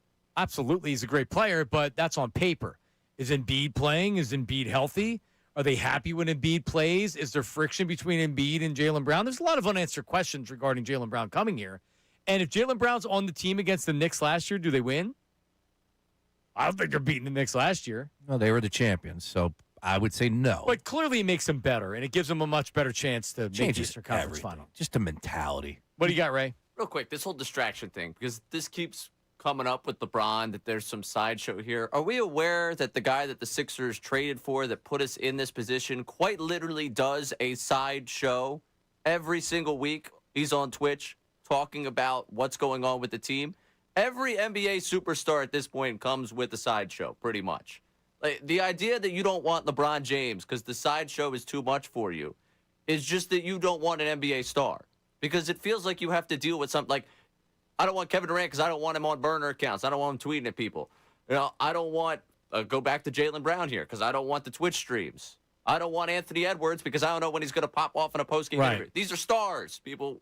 Like, we're not talking about bringing in Ben Simmons and the sideshow being too much for you. The idea that LeBron's a distraction, okay, he also gives you the best chance this franchise has had to win since they won. I could deal with that, yeah. Yeah, like, you're always going to have to put up with something. I'd rather put up with a guy that takes care of his body, takes care of himself, one of the best basketball players to ever play. Jaylen Brown, okay, he's got the stream. I'm sure I'm going to get annoyed with him in the stream and fighting with Stephen A. Smith. In fact, I guarantee it. 100%. That it's going to happen. Yep. He's also a really good player. Damn right. And in 3 years, I might not want him here anymore because of all this stuff. We don't have that stuff in the rearview mirror. We have a clean slate, and he's a good dude on top of it. Oh, yeah, definitely. But this LeBron, it's a distraction. Hey, man, listen, he is a great player, and he's still a great player. And he's earned it. Yeah. And he's polarizing for some. I get it. But teammates don't hate him, right? Like, he's not a problem with any of that stuff. LBJ, man. It's LeBron James. It's the king. Figure LBJ, LeBron or Lyndon Baines Johnson.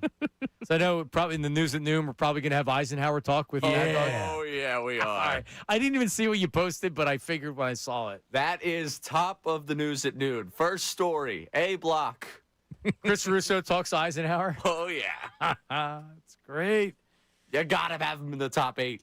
All right. Coming up, conspiracy on the home run derby.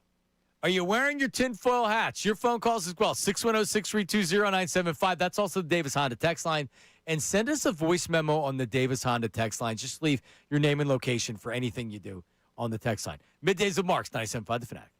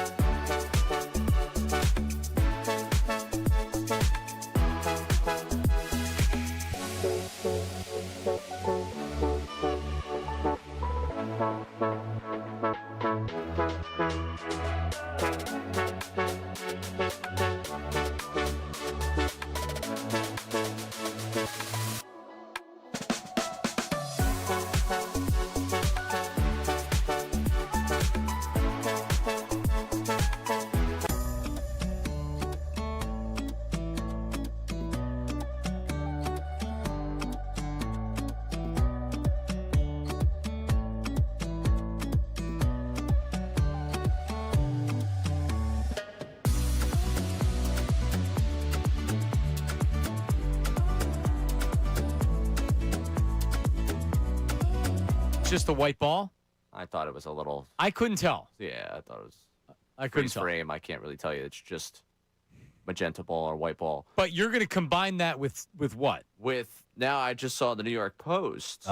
That on Twitter, it's circulating. There was a graphic that went up on the Netflix broadcast that said Jordan Walker, 2026 T-Mobile Home Run Derby champion, an hour before the Home Run Derby was decided. It was a shot of Harper, right? Yes. When it came up, they did a cut over to Harper standing by the dugout, and that's when it said it.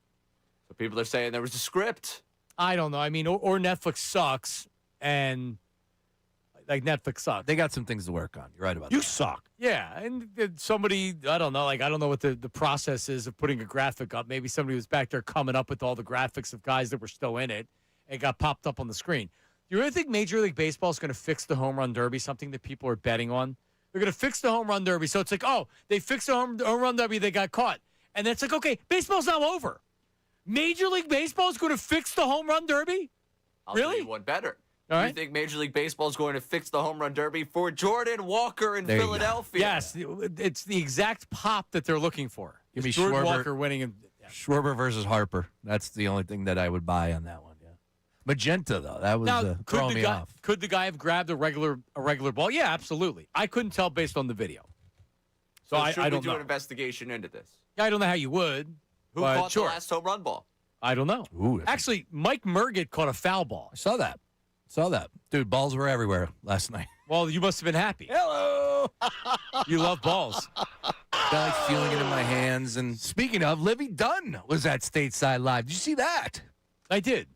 Wow. I saw the story. And Cole Hamels was there. They were singing Miller Lights. Livy Dunn, an official ambassador. Guest bartending. How about that? Yeah. All right. Livy Dunn. There you go. And any attractive woman, just that Sean's in, he knows everything on She's him. a world-class gymnast. So all I was thinking about is just like The gymnast aspect of it? yeah. I mean, it was, Treat you like a pommel horse. What are those things called? Pommel horse? Yeah, that thing. That's what you're thinking of? Yeah. That'd probably be fun. I agree. Right? I'm glad you were thinking of the gymnast Yes. when you went through that insane transition you just did about 90 seconds ago to get to Livy Dunn being at Stateside Live. Hey, man, we just make it happen over here. Middays and Marks, Monday through Friday, 10 to 2. All right. Let's go to the phones.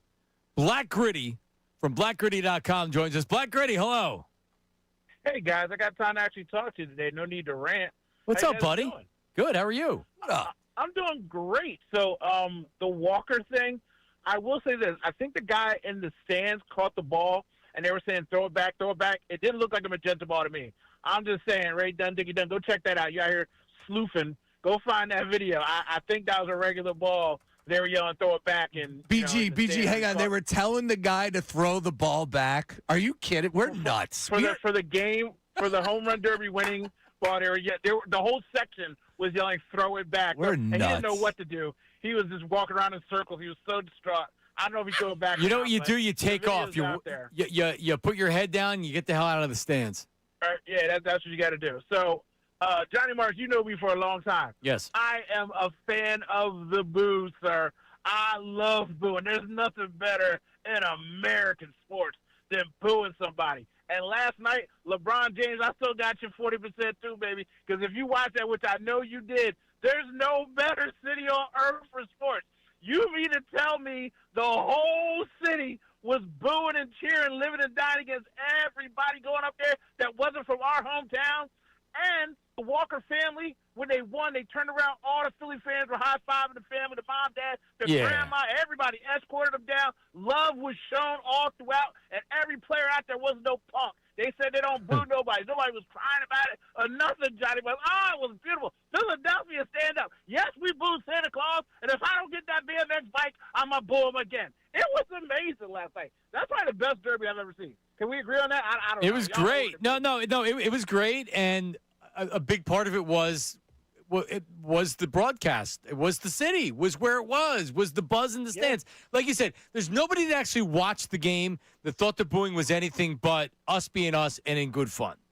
Right? Like, we're not going to boo. So if somebody's trying to knock Kyle Schwarber out of the home run derby, we're not going to let our voices be heard and make noise. Of course we are. That's a home game to us. That's silly. Sean, let me tell you something about me. We never met in person yet, but let me tell you something. when that first little boy dropped the ball in the infield and they booed him for dropping it, a tear ran down my face, brother. It was a tear ran down my face because that's Philadelphia. Hey, That's how we get there. I was one It booing. amazing. I was booing the kid. I booed everybody. I would have made you proud last night, BG. Hey, we family now, brother. Damn 'Cause right. That's what we do. We boo. LeBron's coming. I love you guys. Oh, and by the way, you know LeBron's coming because Joel Embiid still ain't talked to Brown yet, and I'm sure they saying, look, if LeBron don't want you here, we might flip you mid-season for a serviceable center. You better watch yourself. Show up to practice, stop eating them burgers on the sidelines. I love you guys. Have a great day. Bye. BG, Black Gritty, the best.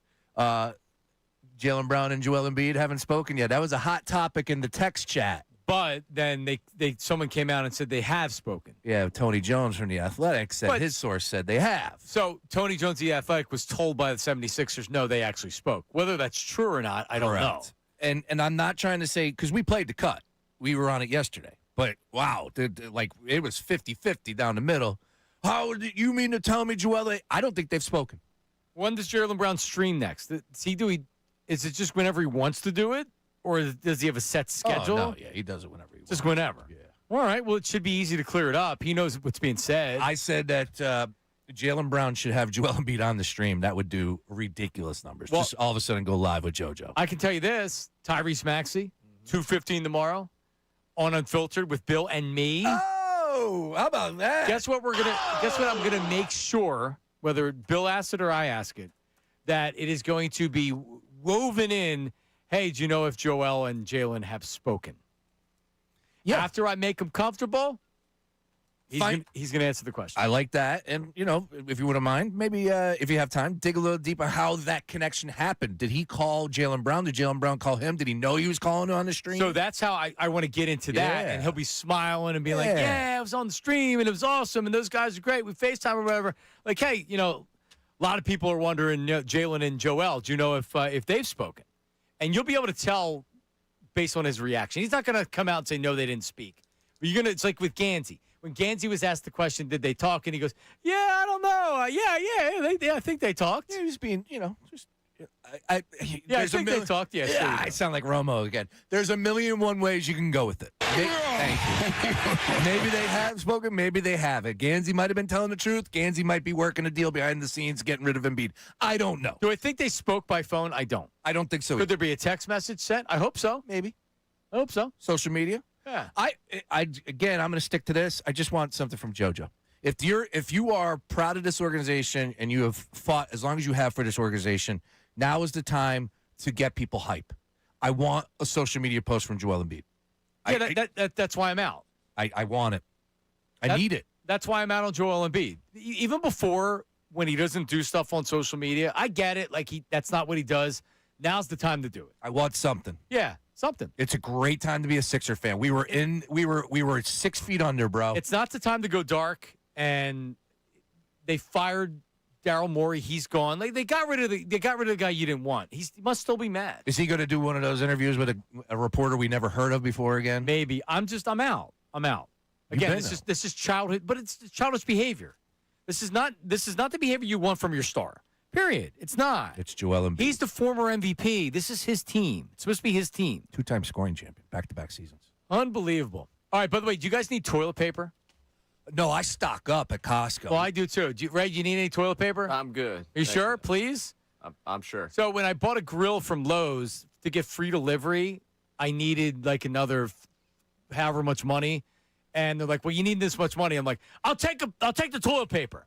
It's the big thing in toilet paper because I knew that we were running low at home. Sure. Unfortunately, it's the toilet paper that's too soft. Ooh. It compares the Charmin, the soft Charmin. And it clogs the toilet up? And that is what I know it does that, but I know it also like I have four girls I live in the house are like, no, we don't like this. So I have a huge, big, like $35 thing of toilet paper, and I have nothing to do with it. I can't use it. I mean, I'll take it off your hands at a price. You want it? Yeah, we'll no, free. I just want it out. I have it in the car. Free TP? Come on, Ray. You know you could stock your hallways up with some free TP, bro. I got enough stuff I'm moving around right now. Right. Thinking of adding anything into my new apartment is a disaster. You bring it in. I have it in my car. I'm using it. I forgot to bring it. All right. And I would get it during the break, but I had to park all the way in Siberia today. Got free TP. All right. Maybe the long break I can run down and get back and give some toilet paper. All right. Not this break. Because coming after this break, you don't want to go anywhere. All right? In Amazing News at Noon, featuring Mad Dog Russo talking about Ike Eisenhower, Mike Trout, and Tony Romo. Middays with Marks, 97.5. Fine, how about 38 special?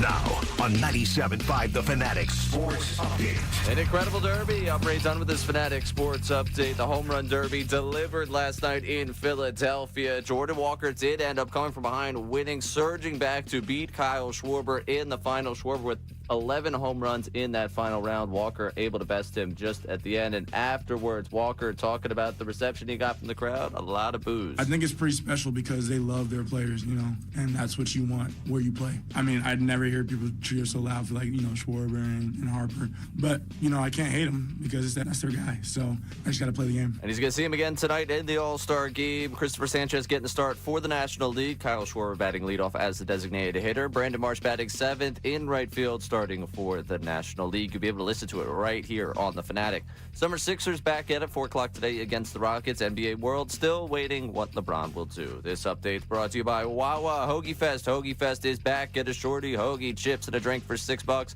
Make it a classic for $8. Gotta have a Wawa. I'm Ray Dunn, your home for the All-Star Game. 97.5 The Fanatic.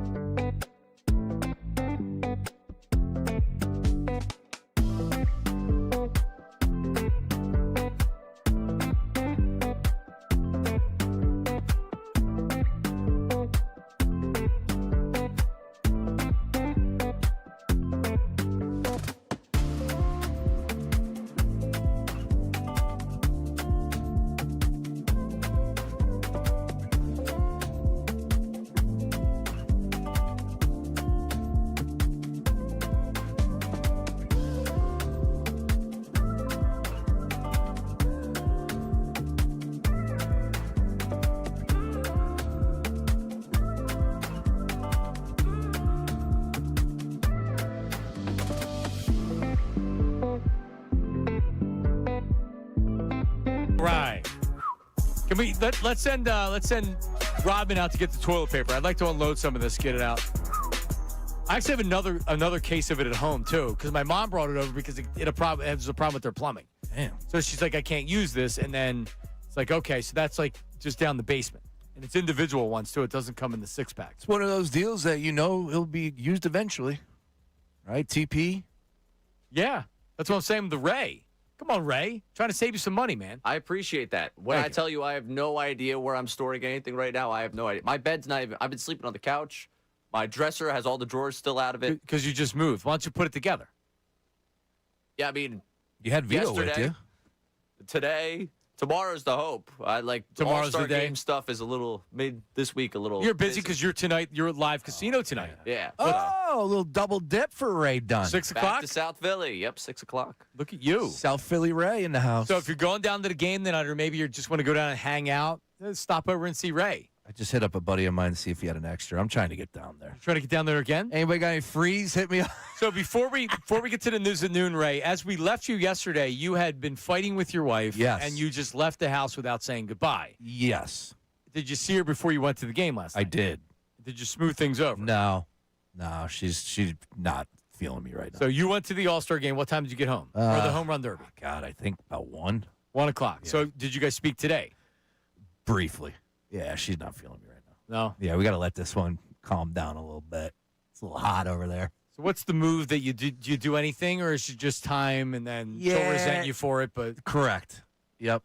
It's going into again. I didn't do anything wrong. I never do anything wrong, right? This is how Heard it works, you know. But she's going to be upset for a little while, and then we'll cool it out eventually. What by the weekend, hopefully. Well, I'm just saying, like you going to the All-Star game again tonight. Oh, would not be a good move. No, it'd be a great move for. But here's my plea though, John. It's the All-Star game in Philadelphia, and you're working. It's important for work. I don't say. I used to use that. That's not going to work at the household a lot. Can you use that at home to watch? Meaning, but like in other words, hey, can you maybe put the kids to sleep because I got to kind of watch this? Oh, yeah, she does that no matter what. But at the end, yeah. She's always on top of that. But here's the deal. Like but that's why I went on Sunday to the Village, and that's why I went yesterday. And yes, I want to go down there today. I had a great idea for a post with Ray. I'm still working, Ray. I might be down there. I might be joining you. I know yesterday I was gung-ho. Yeah, this is a no. Yesterday I was like, I'll be down here, Ray. I'll be there. Yeah. I've started to notice how you bail. No, that's not true. This is how you do a really good job of setting the stage. It's not that he bails. He just shouldn't commit to what he commits because he can't do everything. He's not single and 35 anymore. I feel like I am, though. Not single, but but you feel like you are. No, not single. I feel like I'm 35. Yeah, there you go. Yeah, but you're going to go do everything, and it's like, hang on, I can't. This is bad. This is very Maybe you bad. can. The energy down that ballpark was just unmatched, man. It was such a vibe down there. Oh, it was so good. The beautiful blue sky. I'm listening to Ray or Bill and Ricky on the way down. We're just all fired up. Everybody's dressed up. It was such a good time yesterday, and I would imagine it's going to be even more of that today. All right. Let's get to the news and noon with Ray. What do you got?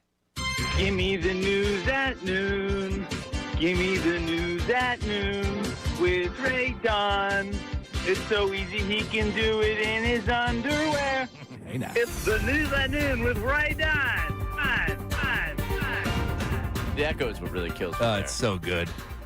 All right. Yes. Mad Dog Russo. He got himself a day without much going on in the sports world, which, to be fair, for him, he could do this any day. All right, how about 38 special? But this week, I feel like we might get a generational run from Mad Dog, considering his Monday show of All-Star Week, the week without content, went into his top 10 presidents, and so help me if you don't have Dwight Eisenhower in your top 8. And I don't care what you say. You can put, we all know Washington and Lincoln and, we can Jefferson, we know FDR. I mean, everybody can give you the first 7, Ulysses Grant. We all can give you the first 7 or 8. Eisenhower's got to be on that list. If anybody doesn't put Eisenhower, who made every decision and had to deal with all that nonsense with both presidents, Roosevelt and Churchill, had to have British generals under him, American generals under him, and had to make the call when to go, when not. Then he's the president for 8 years. Eisenhower's in your top 10. Well, I mean, listen, he knows his history, that's for sure. I'm typing in ChatGPT the top 10 presidents. Well, he probably just watched a documentary, I would imagine. Oh, yeah, no, he just read a book on it. Yeah, that's why. That's exactly it. Yep. He spent his weekend watching the end of Wimbledon and probably... Well, he did mastermind the D-Day invasion of Normandy. He was paramount in the interstate highway system deal. The Cold War diplomacy would not have happened without it. There's so many things that you could look at. And that's just off the top of his head. Right. Sean was talking about that. I've gone to a couple sites here. Go ahead. Yeah, tell me what you got. ChatGPT, who's number 1? Top presidents. Yes, according to ChatGPT. Let's go, Abe. Abe 1. Wow. And he mentioned George Washington 2. Yeah, George. Number 3. Deserving at number 3 as well. More modern. FDR? Correct.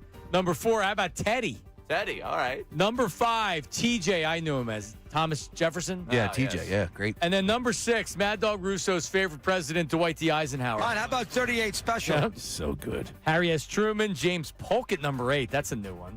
And Only one term, Yeah, we got a lot done in that one term. John F. Kennedy, and then my favorite president of my lifetime, Ronald Reagan, number 10. There you go. That's, I did a couple of sites after I saw this because I wanted to know, hey, is Dwight Eisenhower being disrespected?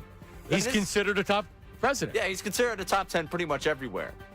So what he's saying isn't really all that. Right. This is kind of like saying Kareem should be in your top 10 of NBA Right. players. It's like, yeah, we got that. And if you're telling me Kobe's not a top 5 player, I don't know what to tell you, because you're wrong. Right. Everybody thinks Kobe's the top 5 player. Good Mad Dog. It's like, yeah, this is kind of a very easy take. I'm glad that he brought. Yeah, but a lot of the younger generation may not know that about Dwight Eisenhower. And I'm sure that he is absolutely killing it with that demo. That's the demo that loves Mad Dog. People called in. All right, how about 38 special? They called in at the end of the show to debate him. No doubt in my mind. Yeah, see, that's the thing about his audience is that I'm almost positive that someone did call in a debate about. Let's go to Bobby in Jersey. Bobby, yeah, dog. Listen, Lyndon B. Johnson was a better president. I got a problem with your list. You can't give me Eisenhower in top 10 when he did. So ridiculous. What about John Adams, guys? All right. John Adams is an honorable mention on ChatGPT. Is he? Yep. I haven't seen him in a lot of top 10 spots. Yeah, not necessarily a popular He president. just seems like he got, kind of muscled out there by Jefferson. But also, if you're following George Washington, that's a tough act to follow. Right. And then Jefferson gets the guy that followed Washington bump. Like, listen, it was a tough spot for John Adams. Yeah. Tough for him. His son did win presidency because it couldn't have been that bad. Yep. All right. Moving on here. Mike Trout. We're not talking about him going to Philly. Don't worry. Don't get upset. I promise. We already did that.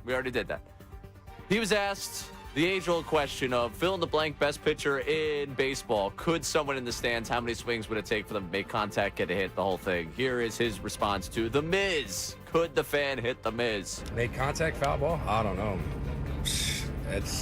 You would have to think they would get lucky, maybe. Or just straight, they know a fastball's coming, just make contact. I'm saying minimum 100. Minimum 100. Yeah. Brandon Marsh said 1,000. Yeah, minimum 100. I don't know if that's even just a fan from the stands. That'd be something different, huh? If you pulled somebody from the mid game or something. Hey, Don't you think that's the next thing the All-Star Game should do, just to make look what you guys do even more than impressive? just pull some random fan out of the stand. Yes. It'd be interesting. It's a great idea. It'd be great. Yeah, No, it'd it's be not. interesting for sure. Horrible idea. Yeah, it's a terrible idea. I don't know why she's saying that, but right up there with bad ideas is the metal bat idea that Bryce Harper won't give He up. still thinks it's a good one, though. Dude, you're out of your mind, Bryce. Those things were lasers yesterday. Moonshots. We don't need metal bats. Yeah, those poor kids on the field may not be coming home. He's like, yeah, it's still 130 of a wooden bat. I get it. Bryce, it's a hell of a lot harder and faster off a metal bat, man. You could kill somebody. Yeah, I don't need to get up there against the Miz, because now if you're just throwing a fastball and you're guaranteeing I'm not going to be hit. Okay, I could just stick the bat out and hope it before he even throws it, and I can make contact. Who could that's it. I'm not getting a hit. God forbid you get a guy like Alvarado that's coming up there. He doesn't know where it's going. Right. That's more the concern for me. Yeah, I take a fastball off the wrist or the elbow. Yeah, that's the thing. It's like, wait a minute. If he's coming in and you don't know what's being pitched, thrown to you, it could be a slider, could be a curve, could be off speed, could be fastball. No shot. You're not hitting it. You're not touching it. I don't know if you've gone to a lot of softball leagues. Some of those stances and some of the way people step, you could step right into it, even if he's just trying to put it on the inside. It's 105. You're not touching it. I mean, step in terms of the ball hitting you, not hitting the baseball. They're not touching. I'm it. out. Yeah, I'm also out on the idea. But 1,000 swings from Marsh is probably where I would be. Take 1,000 for that to happen. All right, last one for you. We love him. We talk about him.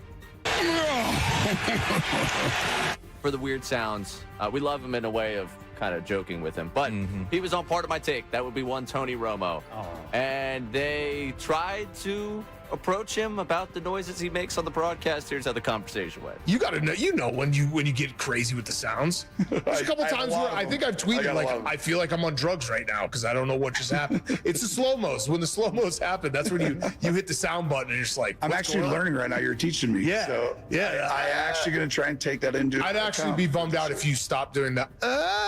don't know, Jim. That one I want you to keep doing. That one's a. What should I stop? Tell me that. Well, because here's the problem: is like you're right to say no one knows if it's a catch or not. Yeah, we don't know. I actually think you should lean into it even more, because then it would be like an inside joke between the three of us. That's pretty good. Where you see if you can go, I don't know, Jim, for like 20 seconds. It's awkward. Yeah, it's a funny. Yeah, you could tell Tony was not really feeling that, in my opinion. Yeah, no, he would have much rather not have done that. Yeah, but I kind of want to get with Big Cat on that. I kind of dig it. Think it's funny. You know What the? I don't know, Jim. Yeah, I think that's. Yeah, You got to lean into things like that. That's what makes people like you when you're having fun saying it. Doesn't seem like he has fun saying I it. can't believe that he doesn't realize he does the. Because it feels like that would be something that would come up once, twice. You're working alongside Jim Nantz. It's not exactly like this is F-Team CBS where they're like, you know what? We just need to throw somebody up on out here. He stinks. Nance hates working with him. They won't be working together much longer. Broadcast sucks. He's lost half the time. I go to him. I watch the games. I want your analysis. I want what you think is going to happen there. I don't want you asking Jim what he thinks is going to happen here. Like, tell me what you think about it, Tony. I don't know, Jim. Yeah. I like the energy and enthusiasm, but I remember very early on, CBS was so worried that he was going to leave, so they gave him off so he could go play in a pro-am. Mm-hmm. And then I think the pro-am got rained out, and maybe he ended up barking or maybe he didn't. But I was just thinking, like, yo, man, like you got 17 weeks in the NFL season. Yeah. Like, you think John Madden or Troy Aikman or any of these guys are taking off so they can go and play in a pro-am of a freaking golf tournament? All right, your kid graduates from high school or from college, and you say, you know what, can I take the week off? Even then, I think you don't graduate on Sunday. You'll make it work. Very early on, I was like, wow, that's weird. They're giving him off on a Sunday during the NFL season to go play in a golf tournament. That's another thing that everybody got enamored and loved him on social media. He should thank all the people on social media for the contract that he got, the opportunities he got at CBS. Yeah, Tom Brady is a better analyst than Tony Romo is, because Brady's probably only going to get better. Tony Romo's only gotten worse. From the initial, the enthusiasm and the energy was great. Yeah. He was calling plays, which really anybody, I guess, could have done based on where they are. Yeah. But the stuff with Brady that pisses me off is he's running the Raiders, and he's correct. He's the top analyst for the Fox broadcast. Yeah, which is ridiculous. I actually know people that are involved with CBS, so like I know Tony Romo does work, but it does feel like when you watch the broadcast that he just helicopters in and he's not prepared. No, yeah, that's the vibe that I get. But I was told otherwise, and that's fine. But look, it is what it is because we're judging on the broadcast. That's it. That's all we have. I don't care what happens behind the scenes. It's just when he does the games, I'm not really that much of a fan of Romo. Is it a tune-out? I don't turn any football game off. For an out. Chris Myers is tough, dude. Yeah, but I don't not watch. If it's well, most of the time it's like the Panthers and Saints for Chris Myers. Chris Myers is tough, dude. I lived through 30 years of Dick Stockton. I can make it. He at least is I Chris smiled. Myers. He is Chris Myers. No, Dick Stockton at least I liked. I don't like Chris Myers. Comes off as being a real smug, bougie. It's old, man. It's old. Chris Myers is old. I can't believe they still have him. Still doing it. Good for him. Yeah, but at the end of the day, there's a lot of talented, young, enthusiastic broadcasters out there. Go find them. Give them an opportunity. They'd rather have Chris Myers doing that. How about that Ray Dunn? How about that? I'm sure Ray would like to. He doesn't do football, though. That. Right? He could. I mean, I have What'd you do? done a lot of high school. Okay. Pretty much that's. All right. Well, start doing it. Then we can say it. Or I guess Temple games back in the day. It's college radio. Yeah. Okay. Okay. Yeah, that's All football. right, well, give me Are you a slot right? Quarterback under center, yeah, second and 10? You got to let him know. Oh, running back to his right. Yeah, whole thing. You go running back to the right? Yeah, absolutely. Are you Paint the picture. going from left to right on your radio dial type guy? Yeah. Oh, you are. Well, everything you do. Really? Yeah, you got to paint the picture. With the radio dial, you still do that? Oh, not the radio dial, Oh, okay. left to right. That's what he did in the women's soccer game. How about I didn't need to do that. There was video to that. The Temple Owls and the cherry uniforms working from left to right on your radio dial. All right, 1996 MLB All-Star MLB Trivia. All right, this American League, this player in the American League won the batting title. with an average of 358. Third baseman was playing. I got an answer. Go ahead. Wade Boggs. Incorrect. Really? I want to see if he was, I want to see if he was playing third base because at this point he might have still been playing shortstop. Is it? Well, he was definitely playing shortstop. Is it the Iron Man? His third year in the season. Listen to this. In his third year playing for the Mariners, 36 home runs, 123 RBIs, 358 batting average. Playing for the Mariners, shortstop. How about that Alex Rodriguez? Wow. A-Rod. Didn't even start in the game. Didn't? Did not start in the 1996 All-Star game.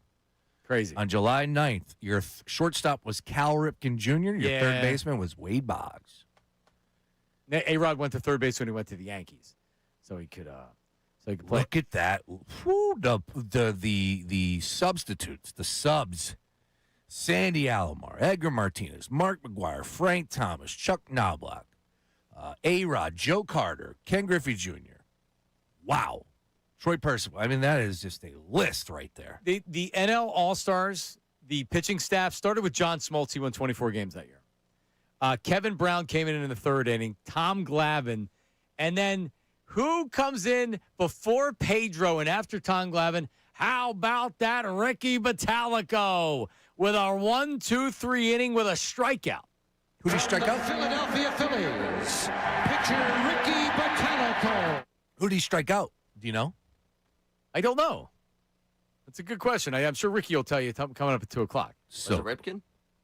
He struck out. Dude, that's so. It was Ripken, and who were the three batters that he faced? Ripken, Buhner, and Malter, wasn't it? Paul Malter. Yep. Look at that. Dude, Ricky played. I mean, you look at these names when he went up against. You're talking about the great. Ozzie Smith played in that All-Star game. The great. Barry Larkin started. Lance Johnson, who I don't remember, actually started for the Mets. He was with the Mets for a season. That Lance Johnson. No, didn't pull that one. All right, this catcher started, and he got 2 hits, including a home run. For the American League or National League? National League. NL. So and was with his first team when he played. Is it Mike Piazza? Mike Piazza from Phoenixville, Pennsylvania. Correct. How about that? And I learned yesterday from Nick Earnshaw, his Nuggets, that Piazza took place in 2 home run derbies and did not hit a home run in either one of them. Really? Think about that. I could totally see him clamming up. Last night, Schwarber didn't have a home run for the first five swings, right? I thought it was going real bad. There was a lot of tension. You could feel it. There was tension up there with Bryce, too. Just like, remember I said it on opening day? Of course. Well, it was true. There was tension last night. Was there tension? I didn't feel it for us. There was definitely, after the first couple swings, because Schwarber looked a little tense. Those super lights were going down. I wasn't feeling much last night. Let's put it that way. And then, I don't know which one of the analysts said it, but they said once Schwarber gets one, he'll settle into a groove, and that's exactly what happened. We were up there watching BP before the thing got started, and Schwarber hit it off the Budweiser sign or whatever that sign is up there, and it's so easy to him. It's like if you asked him and talked to him, he'd be like, it's not easy, but dude's just a monster. I mean, he was put on this earth to hit a baseball, right? You got to think about it. You were put on this earth to what? Talk on a microphone? Yep. Produce kids? Something like that. Have a great family, good family man. Kyle Schwarber's put on this earth to hit a baseball. Think about that. Man. He's a good family man, too. He's got 3 youngins. He does. Saw them on the field. Yeah, Schwarber's good, dude. Schwarber's been, we talked about this a couple weeks ago, one of the best signings in the history of the city. Piazza, when you look at Piazza's numbers, dude, and I know this was during an era where maybe some vitamins were used, but still, that home run that he used to hit to right field with just his arms, he wouldn't even move his body. Yeah. He would just forearm the ball 375 feet. Swinging that tree log of a bat. That's exactly what it was. But yeah, no home runs in back-to-back home run derbies. That's a tough feat. There was a former Philly that same year. It didn't qualify for the batting title because they didn't have enough at bats. But who's it from? 96 for the Phillies. For the Phillies, yes. Didn't make the All-Star team. Jim Eisenreich hit 361. Wow. 338 at bats. Hit 361. He was the platoon player. 93 was his first year, the famous Montreal Road team in 93. And Jim Eisenreich was a part-time player because he was a left-handed hitter. He didn't really play left. But this dude could hit, Eisenreich. It was unbelievable. All right, more of that coming up, 610-632-0975. We have some LeBron text. And what's the voice memo on the home run derby? All right, give me the home run derby voice memo right now. What do we got? What's up, guys? Brendan from Manioc here, chocolate tester. I mean, that was absolutely electric last night. Kyle and Bryce going at it. Shout out to Jordan Walker. But do you think that's going to cause a divide in the locker room? Or also, do you think that's just kind of like what we've been going through the last couple of years with Kyle just not getting the job done, Bryce coming up flat? Are we going to see that again in the playoffs this year? Just kidding. That was awesome. Shout out to the boys. Shout out Jordan Walker. It was a great time. BP the Great. Yeah. Yeah, last night's not the time to worry about the Phillies in the playoffs. He's right. No, yeah. It was a ton of fun. And I'm wondering what everybody's got in store tonight. That's what I'm saying. We'll talk about that coming up. So I haven't even looked at it. We set the tone in a big way last night. I've already went on the record as Schwarber leads off with a home run. Wow. What do you think that is? I'm going to have to go to Bet Parks. Yeah, check it out. Lead off home run to start the game, Schwarber. All right. There's definitely a market for it. What about Trout? You know what? Oh. Check it out. Sanchez ain't giving up a home run to start the game. I don't know. No way. No? How does Sanchez feel about the crowd roaring for Mike Trout walking to the plate when he's about to deal? But are we really? I mean, I guess it's gonna be over. I don't know. Foul territory told us to do it, so do what? Cheer Go nuts for Trout? Yeah. Yeah, that's fine. So my buddy Mark texted me and said that the fans should be bringing signs for Buxton. So a waive his no trade clause. I'm lusting for Buxton, man. Are you lusting for Buxton? Oh, I'm lusting for Buxton. Trout's an Eagles fan, so he deserves a little love. And of course, South Jersey, the local guy, I get it. I honestly don't think of him like that anymore. He's a California cat. He is. Well, now the Phillies are good. Because I remember Jimmy being pissed. This was the end of the Jimmy Howard, that team, where Trout came here and everybody was like, oh Mike, save us, Mike. We love you. He got a standing ovation like he won a Super Bowl here. Yeah. And Jimmy was pissed about it. Love it. That's a long time ago. All right, coming up yesterday, we talked about yesterday we had mentioned this. We're getting to it today. Tom Brady, we mentioned him earlier. Tom Brady spoke about A.J. Brown and the whole wide receiver position and what comes with that. It's really good stuff.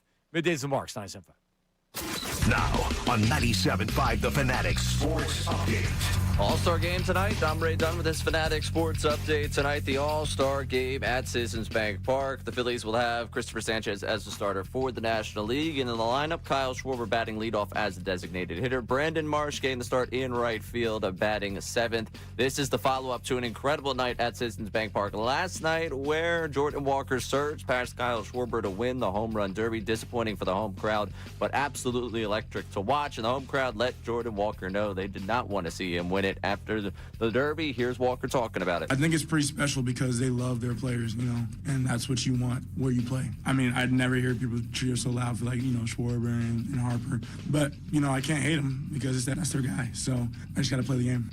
And tonight, they'll play the All-Star game down there at Citizens Bank Park. We'll be getting you ready for it from Live Casino. Then you can listen to it live right here on 97.5 The Fanatic. Summer Sixers back at it today at 4 o'clock against the Rockets. The NBA world still waiting. LeBron James' decision. We'll keep you updated with that. This update is brought to you by Mattress Firm. Need better rest? Let Mattress Firm sleep experts match you with the perfect bed at the July 4th sale. They make sleep easy. I'm Ray Dunn in your home for the All-Star game. 97.5 The Fanatic.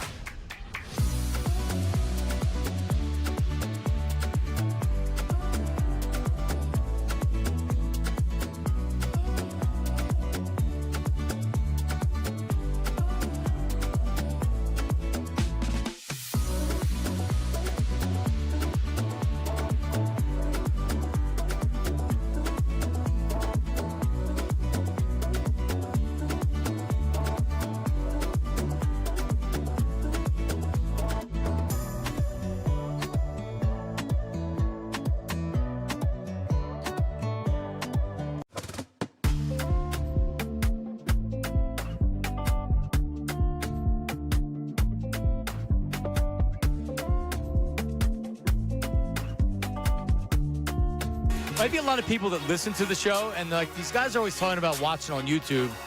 You can watch live. You can go back later on, watch specific segments. You can start from the beginning of the show. You can fish around. Just subscribe to 97.5 The Fanatic on YouTube, Sean. Make sure you do that.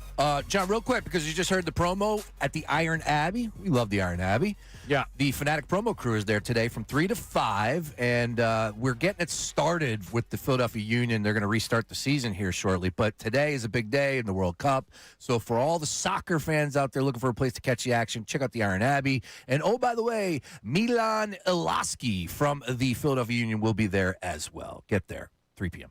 Okay. I'm glad you said the name and not me because I saw the same thing, and I'm like, I don't know how to say his name. He's a good player. Good job. Good player for the Union, Ray. Yeah, good player. One of the goals that I've called. There you go. Iron Abbey's a great spot. I've been going up there for 20 years, 15 years. Did a Pete Rose deal up there. That Pete Rose dinner was amazing. Do you remember? Yes. So Pete comes in studio to do a spot. We did a dinner with Pete Rose. What was the other place with the Iron Abbey? What's the other place? The Nebraska Brazilian Steakhouse. Thank you. Yep. St. Davis shared kitchen, but whatever. One's Iron Abbey, which is like great pub food and soccer and great beer, and then you have Brazilian Steakhouse next door. But so Pete Rose does a dinner, and I guess Mike emceed it, and when I remember, everybody raved about it. Pete Rose talking baseball, there's nothing better. It was incredible. Much of a creep as he is, talking baseball with Pete Rose doesn't get better than that. So Mike has him in studio, and we were up here. I remember at least we were definitely up here. Okay. And do you remember who he came with? Yeah, the wife. So I don't know if they got married or it was his girlfriend. But what was her name? Something Chang. If you can just Google Pete Rose girlfriend, because she's Playboy. Because she was in Playboy too. Yellow. And it wasn't natural, but so Kiana. Kiana Kim. Kim. They definitely weren't natural. No. She's a beautiful girl, don't get me wrong. Yeah. So then, like, Pete comes in. He does something live in studio with Mike. It was great. He gets in the limo or the car or whatever to go up to Horsham. And Mike says, yeah, Pete kind of looked like a sack of potatoes. And Pete was listening. So Nahagian calls me. What is he doing? Pete's listening. He heard him say it. He looks like a sack of potatoes. All I know is that he literally, and you know this from all the players out there, but he had just a memory. He could tell you the count of every at-bat. He had an at-bat in 1973, but you had the diehard Philadelphia fans that were there talking about the catch and foul territory. Just so many cool memories that you were reliving with Pete Rose. All right, so New Heights podcast. Tom Brady was on there. Listen, Kelsey gets any guest he wants, I guess, right? I mean, Travis just married Taylor Swift. They were up at Lake Tahoe, too, for the celebrity golf. Oh, is that where they were? So I think this is how they got up Was there. Tom there? I thought Tom was up there for it. Okay. I didn't know if they were in, because with the video, they weren't in the same room together. Were they? I don't know. Anyway, exact question I would ask. Tom, like, A.J. Brown's now with the Patriots. You got a problem with Jalen Hurts. What's the dynamic between the quarterback and wide receiver? I thought it was a very interesting question and answer. Listen. That position, it's like I almost want to, the psychology of receiver, I almost want to say, you're going to catch 110 balls this year, okay? You're 17 games. One game you're going to get 11, and one game you're going to get 3. I can't have you the happiest guy in the world when you catch 11 or the most miserable guy on the team when you catch 3. We got to look at it over the course of the year. You got to sustain, because it is a lot of emotional energy that you put out to that position to go, come on, we got it. Come on, stay locked in. Let's go, because I need you. Come on. And it's like that position takes away, if you have that volatile emotional output, it takes a lot of energy from a lot of people to keep that player really stable. Love it. No, it takes all the, at the end of the year, that's why I said you have to get rid of A.J. Brown. It's time to move on. He obviously doesn't want to be here, and I don't need you to try to convince him that he's here. A lot of people said, well, no, everything will be fine. You just have Sean Mannion. Just like, hey, you can win a Super Bowl. You just tell him it's going to be fine. It was never going to be fine. You would have one game where he didn't get a ball or he felt like the offense sucked, and he would have been mad. At that point, you got to move on. And I get it. In the NFL, you're juggling egos. You're dealing with salary things. You're going to have unhappy players. You're going to have contractual things and things like that. But it got to a point with A.J. Brown where it's just goodbye. Yep. That's exactly it. Well, Brady also said that since 2000, it's the same stuff. He's been coming into the league. It's like the Real Housewives of the NFL. Well, A.J. Brown. They said I was a diva. Tom Brady. And he's right, and you're right, too, as well. It ran its course. It was a great run here, very successful, maybe the most successful era. It is the most successful era in franchise history. So with that being said, it's okay. But it did stink the way it ended. And I don't like, again, I'm on record, obviously, as the president of Club Hertz. I just don't like the shrapnel that is coming Jalen's way when, like he was the quarterback. He was the guy that won all these games. He's the franchise quarterback. He's the franchise quarterback now. You remember what Herm said, Ray? And this was early on. This is when during the season did he come on and say it? He said, A.J. Brown's not going to be with the team next year. Yep. Herm called the shot in the season, and people were like, he doesn't know what he's talking about. And Herm was like, no, you can't bring him back. He's not coming back. Herm's been around the game a long time. He knows. Writing's on the wall. It was very easy to read. Just, look where we're at right now. Off of what we heard yesterday, it hit me yesterday when I was driving home with Jeremy Fowler when he said they don't fear Jalen Hurts. Who do you fear on this offense? I get it, Saquon. Offensive line if it's healthy. You don't fear Devontae Smith? The totality. Devontae Smith's a good player, and if I'm the defensive coordinator, of course you're worried about Devontae Smith. He's their best. Is he their best weapon? It depends what Saquon looks like this year. Is the offensive line healthy?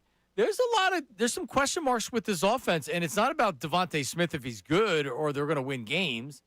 It's about, can this offensive line stay healthy? Can they protect the quarterback? What does Jalen Hurts look like with the new offensive coordinator? I don't know, man. Do you need this shiny weapon that everybody's going to be like, oh, my God, you have that guy, oh, my God. That's not how the Eagles win, right? Well, I do know this. The Philadelphia Eagles report to Jefferson Health Training Complex on Tuesday, July 28th. The Jeff? Get me to camp, John. Are you eating a Butterfinger? No, it's so I've been trying to find protein bars that are tasty. Fit Crunches are delicious. Yeah. Yeah. Dude, this is really good. They're expensive. It's like $3. Yeah, but I buy them by the Wegmans. You can get them by the 12-pack. So Robert Irvine, right? Is that his name? The peanut butter and jelly one is by far the best one. He created it. Fit Crunch, yep. Yeah. And it's 30 grams of protein. That's a full meal. And they're good. They're not like the typical protein bar that's all chalky and you're just trying to get them down. The peanut butter and jelly one's the best one. Is it good for me? I don't know cholesterol and things like that, but I'm sure it can't be bad. Yeah, it's one meal. It's 380 calories. Yeah, it's good. But it's one meal. And it's good protein. It's a meal replacement. Yeah. For sure. All right, so is it good for me? Yeah. Okay, good. Oh, yeah. Good. Yeah, that Ray eats that caloric intake in 2 days. Non-alcohol, at least. Right, Ray? We're talking about food. Yeah. What'd you eat today so far? Wake up wrap and hash brown bites from Dunkin'. Okay. Tough morning at the Dunkin' I go to. Really tough morning. They're training a new staff. Oh, no. What's usually a 5-minute visit was almost a half hour. Damn. No. Yeah. At Dunkin', too. And then you don't eat until you go home? So Yeah. you're eating like 8 and then 3? When you go home, do you eat everything in sight and then you got itis? No.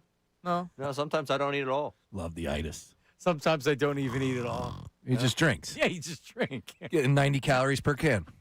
That's what he does. I keep making it.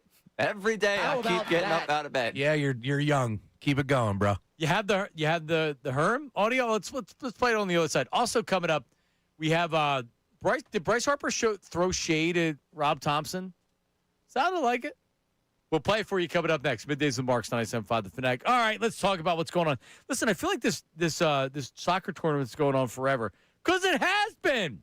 But that doesn't mean that it's been bad. It's been unbelievable. And if you've been able to check out all the great things going on with the BetParks app, or if you're making the trip over to Ben Salem and going to the BetParks Sportsbook, because the Final Four remain as we head to this Sunday starting at 4 p.m.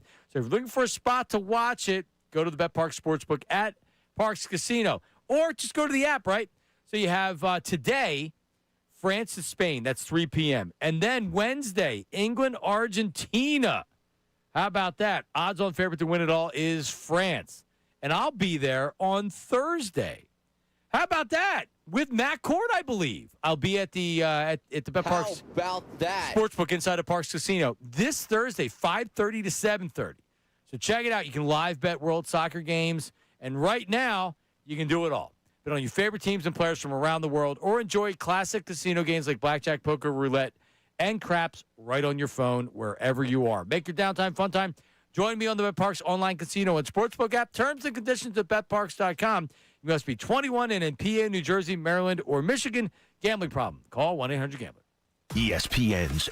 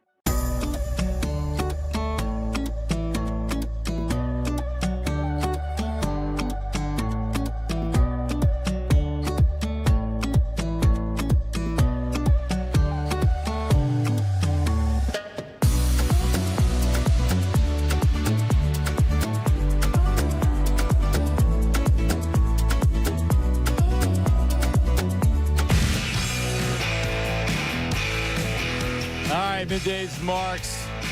We're going to talk to Mosher coming up here, 1 o'clock hour, hopefully. He's got some stuff going on, so normally at 1, if not 1, soon after that. What do we want to get to here? So let's play the Herm cut. This is October 23rd. Mosher's good for 1. Okay, good. So October 23rd. Dude, that's like 5 games in, like 7 games in the season? Mm-hmm. Herm saw it, said, yeah, that's a problem. I'm Yeah, out. but what was already happening? What social media was he using in October 23rd? We were like 3 posts into his social media. Wait, craze. really? Is this the third one? I think so at this point because we had the Tampa Bay game after that, which was September, and then just consecutive weeks it kept getting worse. It kept being somewhere different. When did he do the using me but not using me? What was the? I want to say it was this week. I think that's when you call in Herm Edwards to break down what's happening. So good. Here's Herm.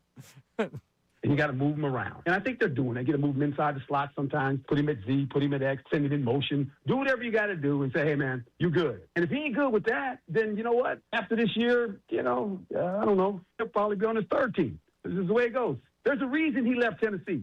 All that stuff that it was in Tennessee, now is in Philadelphia. Except you're winning, and the guy won a Super Bowl. So you would think he won a Super Bowl. He's a big-time receiver, but you did win a Super Bowl. You know how hard it is to win a Super Bowl? It's difficult. He won't understand that until he's my age. He gets in his 70s, he's going to look back at his career and say, I did win a Super Bowl. All the numbers are great, but at the end of the day, I won me a Super Bowl. That was coming off the Vikings game. And it's so true that he says, and he's right, at some point, AJ will be like, I did have a pretty good. That was a pretty good run we had in Philadelphia. I probably should have appreciated more. Because I don't think AJ's a bad guy. I do think he's reflective. But living in the moment right now, that's not going to happen. Yeah, I think he could have handled everything a little bit better. Just from everything that, was being discussed from, is this what he means? That sort of deal. Just be matter of fact, put it out there. Bold letters and say what's on your mind. He could have done that 1,000,001 times, and he just did not. Even now. He's not. But see, you had this fantasy of him coming out and telling you exactly how he feels. It would be nice. Yeah, but no, who does that? Well, I'm talking about him specifically because of the situation with Jalen Hurts, right? You have the most successful run in franchise history, yet something was not good enough for you. And it's the quarterback. We know that. We discussed it 100 different ways. All right, what about the quarterback? Come out and say, hey, man, the passing game was not. What wasn't good enough in the passing game? Because you just brought up the Minnesota Viking games. He had a touchdown. So you want him in season to come out and criticize the quarterback and the coach? What he needs to do is stop sulking on the sideline. Yeah, and reading the book. So coming off of, I forgot about the book. Do you remember the Vikings game? Jalen Hurts had his best game of the year. 19 of 23, 326 yards, 3 touchdowns. Devontae had 9 catches for $183. AJ went 4, 121, and 2 touchdowns. Yeah, the one catch that he was had. Was he mad after that game? Yes. Yes, he was. And I remember that game because there was the touchdown to AJ that was almost a broken play. And I think he turned it up and made it like a wheel route. And it was just, you could tell that he was so nonchalant on that play, too. Was he yelling in the end zone after a touchdown? Was this the game he was mad in the end zone? I don't remember that. Believe. All of the anger just kind of runs together. This was Carson Wentz start. Yeah, that's Carson right. Wentz started for the Oh, man. What a disaster that was. That was hilarious. Yeah, look, and I'm talking more so now. Again, I come back to the fact that everybody has the bullseye on Jalen Hurts' back, and he's the reason why I couldn't keep this together. He's the reason why A.J. Brown wasn't happy. Are you ready? When he comes back for the anniversary, he's going to act like there was never anything wrong. Correct.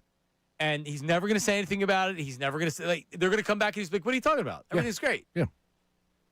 And it's good. And Jalen's going to play along, and they're going to smile, and they probably still won't like each other. Yep. Kid and play dance. I don't know if we're going to get that. I don't know if we're going to get that. Come on. I don't think we're going to go that far. Sake. I wish Jalen wouldn't be so friendly. Yeah. I do. So friendly with him? Yeah. Dude. They said I was a diva. He's smart enough to play it up for the cameras and say the right things. And that's a smart thing to do. You're right. No, his comment, he said. And then train all offseason knowing what that guy did to you. Yep. I like it. That's where I'm at. That's Club Hurts. Jalen. You're in Club Hurts. I like where you're at with that take. But that's also Jeremy Fowler saying you don't fear one? You don't fear Jalen Hurts? You couldn't stop him 2 seasons ago. The tush push. Everybody wanted the band to play. Super Bowl champion. How dare you doubt number 1? Let's go, Fowler. Get on board. Come on now. Don't yell at him again. Yeah, Yell at him list, yesterday. His list is BS, John. That's not his list. Ah, yeah, that's his cop-out.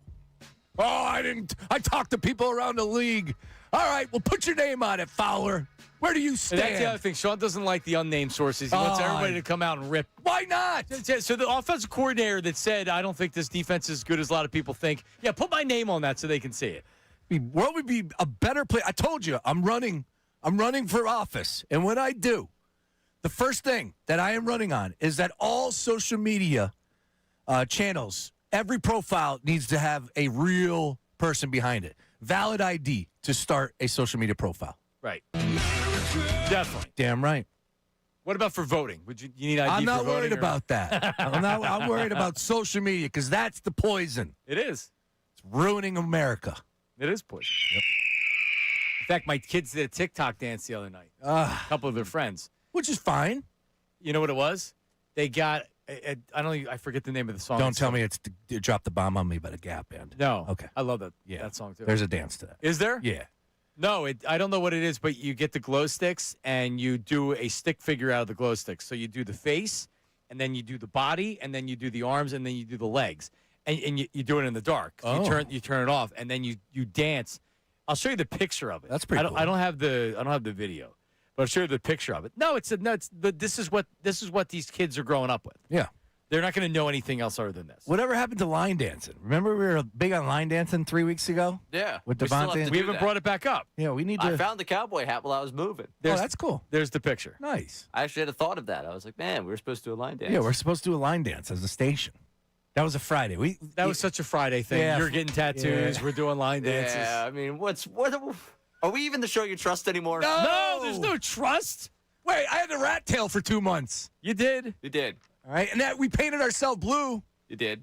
That's got to count. We've done things. And by the way, I'm perfectly fine with you not getting the tattoo. Well, if LeBron signs here, you can get the tattoo. I'm getting the tattoo. Okay. 100%. Okay. Now, 5%. but here's the deal. I would have gotten a tattoo on Friday if the artist came in. I promise you. I know you would have. Okay. So we're on the Because you same were page yelling now. and screaming that you wanted him to come in. I was like, do it now. I had the juices going. You were full-fledged that he was coming here. I was buying in. Let's go. Tat me up, baby. If Scott wasn't here, I probably would have been okay. How does somebody get their needles and stuff in here? Like, don't you need like a setup? You don't know exactly how it works, but I think you can probably there's like a case or something you carry them with. All right. If there's a will, there's a way. Yeah, and then you just need a plug. You just need an outlet. That's Yeah, all. just plug it in. Do we have outlets in there? Yeah, we should. No, we would have to do it from out there. You couldn't do it from in here. Gotcha. And then we would need a wireless, and then you'd have to go to let's check in with Sean. I'd have Ray tattoo me. Ray, you want to tattoo me? I'm not Kevin a big Adelko has a Sharpie. He sent me the picture of the Sharpie. He wants to give you a Delco tattoo. He really said it. He did. Nice.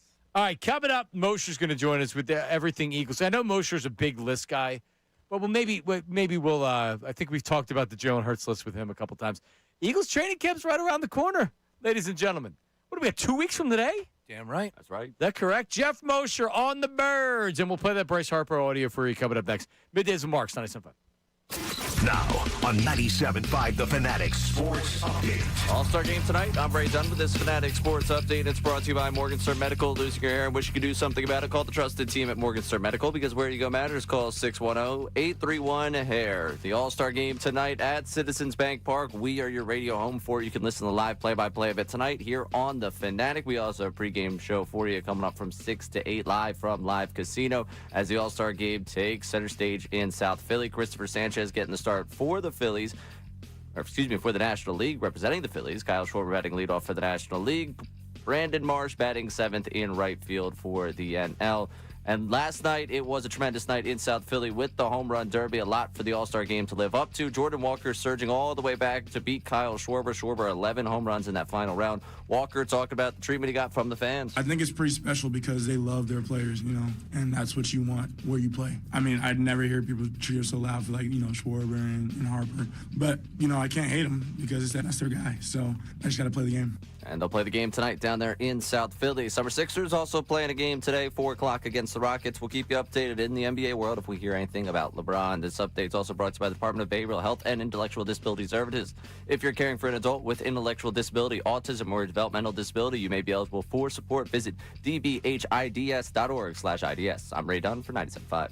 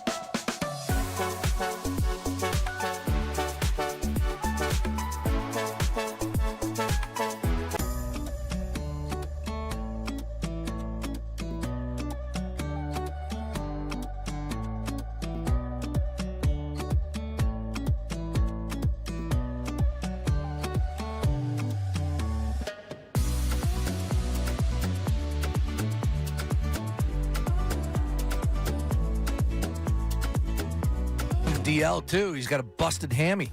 Who? Rodman. He is? Yeah, he's got a grade 2 strain. How'd he hurt his hammy? Racquetball? Really? Or pickleball? Flag football. Oh, flag football? Who the hell's playing flag football? When I was 30, I played flag football in Fairmount Park, and I pulled my quad. I was going to say, if I play flag football, I'm going to end up like Rodman. I did. I pulled my quad. Yeah. And then I was playing the entire rest of the season at 50%, 60%. You could only go so far. I was getting round clock treatment. Oh, nice. No, I wasn't. The hyperbaric chamber like T.O.? Yes, T.O. I used his. Oh, boy. All right. Well, joining us right now live on Zoom is the man with the plan inside the birds. Philly voice joins us every Tuesday at 1 o'clock. His name is Jeff Mosher. What's up, Moshe? What's up, fellas? How you guys doing? Moshe. Excellent. How are you? I'm great. What a treat last night, right? That home run derby was fun. I know Schwab's lost, but that was still great drama.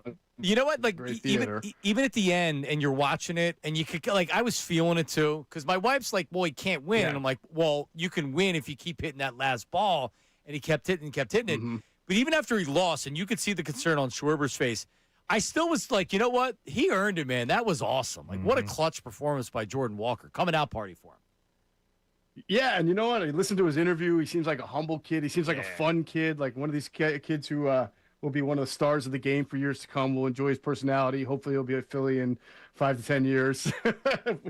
Get him and Junior Caminero. I need those two guys on the Phillies, man. How about that? Weird camera angles and production by Netflix, though, because the overall game was great, but it was kind of weird. I don't know. Yeah, and how about the I don't know if you guys knew about, I didn't know about this, but the resurfacing of Barry Bonds all of a sudden, that was sort of interesting.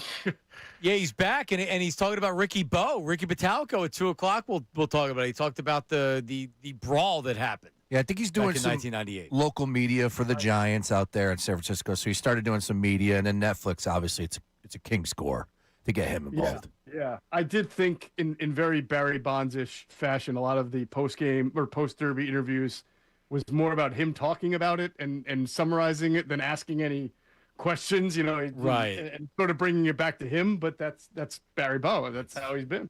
Yeah, I wouldn't expect otherwise. They're most Right. All right, so we know that it's list season and the lists are all out, and we've already done where do you think Jalen Hurts ranks and all this other stuff. But one thing I found interesting from the Jeremy Fowler list that he came up with was Dak Prescott ranked as high as he is, and you know what I wonder, Jeff? I wonder if Prescott was on a team that wasn't the Cowboys, that was with a good organization, that was with a bona fide head coach. If he's with Andy Reid, if he's in Philadelphia, do you think that Dak Prescott has had more success? Let me ask it to you like this. If Dak Prescott's on the Eagles in 2024, do the Eagles win a Super Bowl with Dak Prescott? Impossible to know. But if you're asking me, could Dak Prescott have if you're asking me if Dak Prescott could have produced the numbers that Jalen Hurts produced in 2024, I would say yes. Yes, I think he could have. And played second fiddle to Saquon Barkley, the run game and the defense. Sure. I really struggle with the idea of whether some guys can cut it or not in the playoffs. I know Dak Prescott has not had a good playoff record. Neither has Justin Herbert. I question the Herbert ranking as much as anything on that list, but because I've never really truly been sold on Justin Herbert other than having great measurables and amazing talent and having games where he does look like he looks great out there. You're right. I think the biggest thing about the list is, and I've talked, we all agree rankings are subjective. I have talked to NFL coaches and personnel people in my years, not to ask them about rankings, but to ask them what they look for in deciding a guy is an elite, right? Which would lead to him being ranked. And they always talk about the ability to be consistently and repetitively great. And I think that when you look at the quarterback rankings, as most positional rankings, right, the top 4 to 5 are that, right? The Lamars, the Josh Allens, the Burrows, when healthy.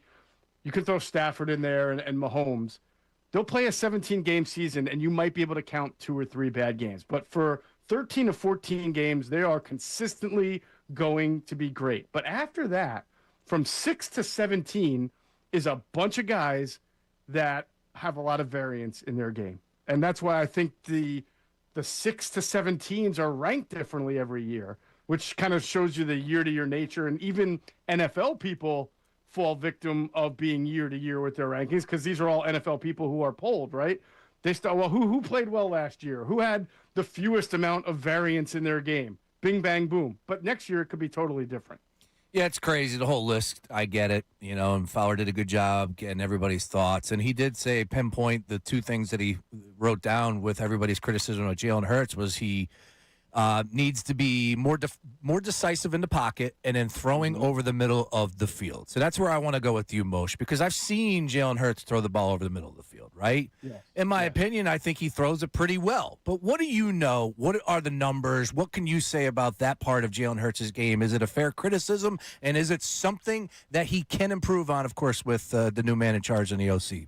Yeah, I mean, A, B, and C here. A, yes, it's something he can improve on. Okay. B, it is a fair criticism. All you have to do is look at his, I forget what they call them. Spray chart? Baseball spray charts, yeah, but I think they're either heat charts or spray. Right. Look where all of his completions generally tend to be, and I think something over 70% of them will be outside the numbers or not between the hash marks, okay? However, look at some of his best passes last year. I know I always go back to this one with you guys. There are others, but what was it, the 4th and 16 against the Chargers that he threw to Devontae?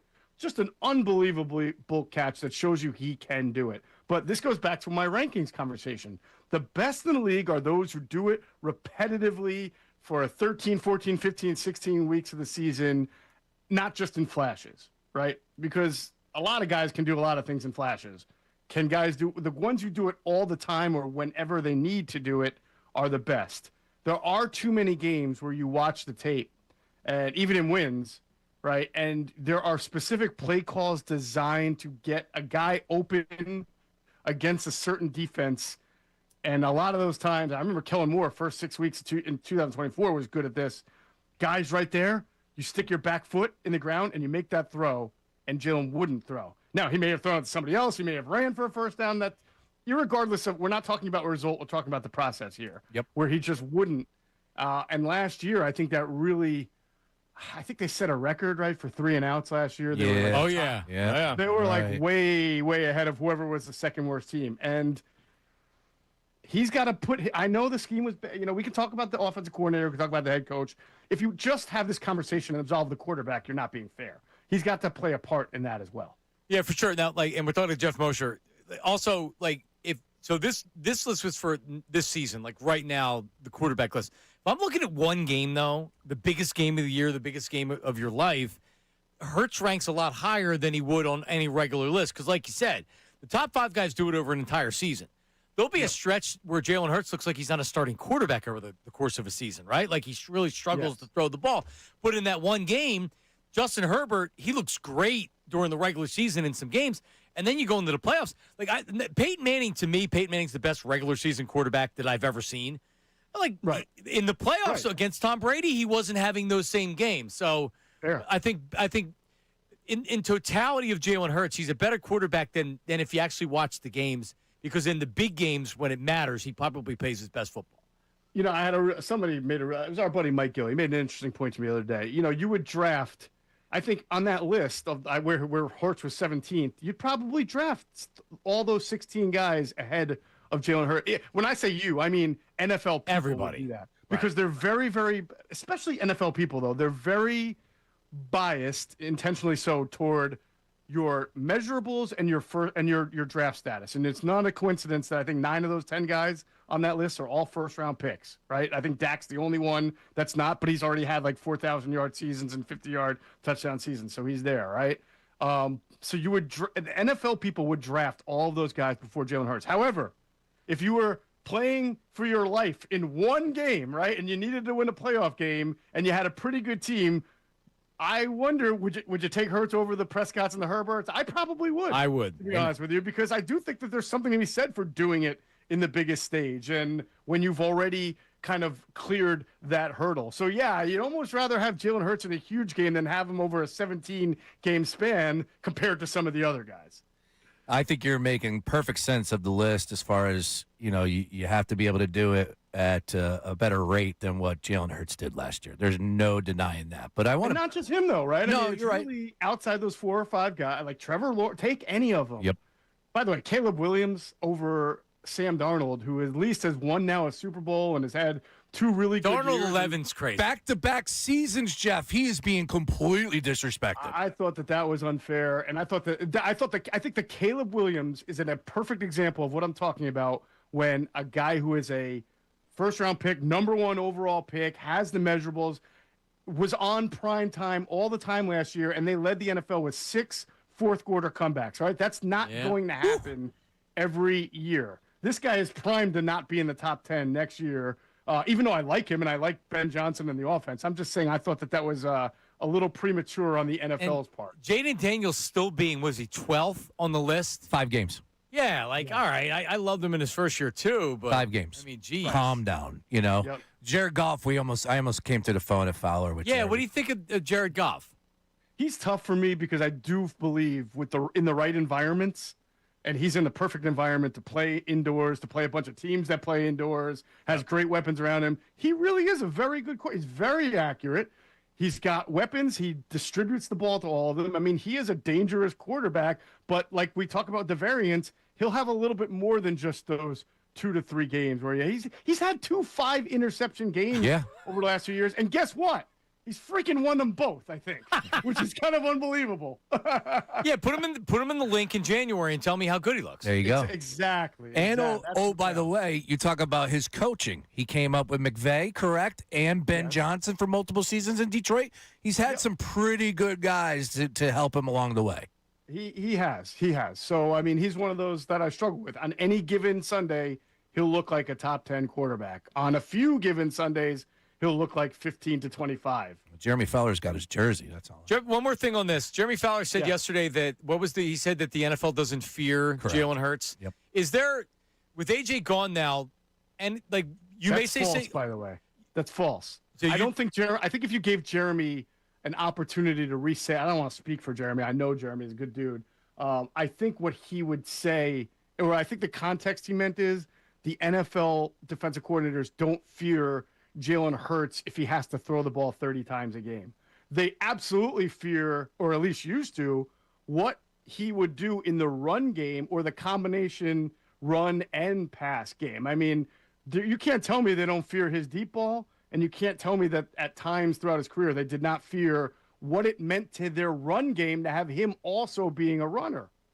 You had to defend an extra half guy, or they call it half-man concept, where the threat of him running adds a little extra to the run game and then changes the math on what you do defensively.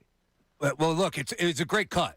It's 23 seconds. We got T-shirts already being made, but let's have a listen to what Jeremy Fowler said. The simplest way I can put it is this is an exercise in fear. Fear in the NFL is currency. You fear your opponent. When you game plan against the Eagles offense, does Jalen Hurts keep you up at night? So to be a top quarterback, you have to be number 1 on that scouting report. You play the Eagles, it's Saquon Barkley in the running game, and then it's probably, or was, A.J. Brown. That's not to diminish Hurts, but he doesn't have that fixed fear factor that the top guys do.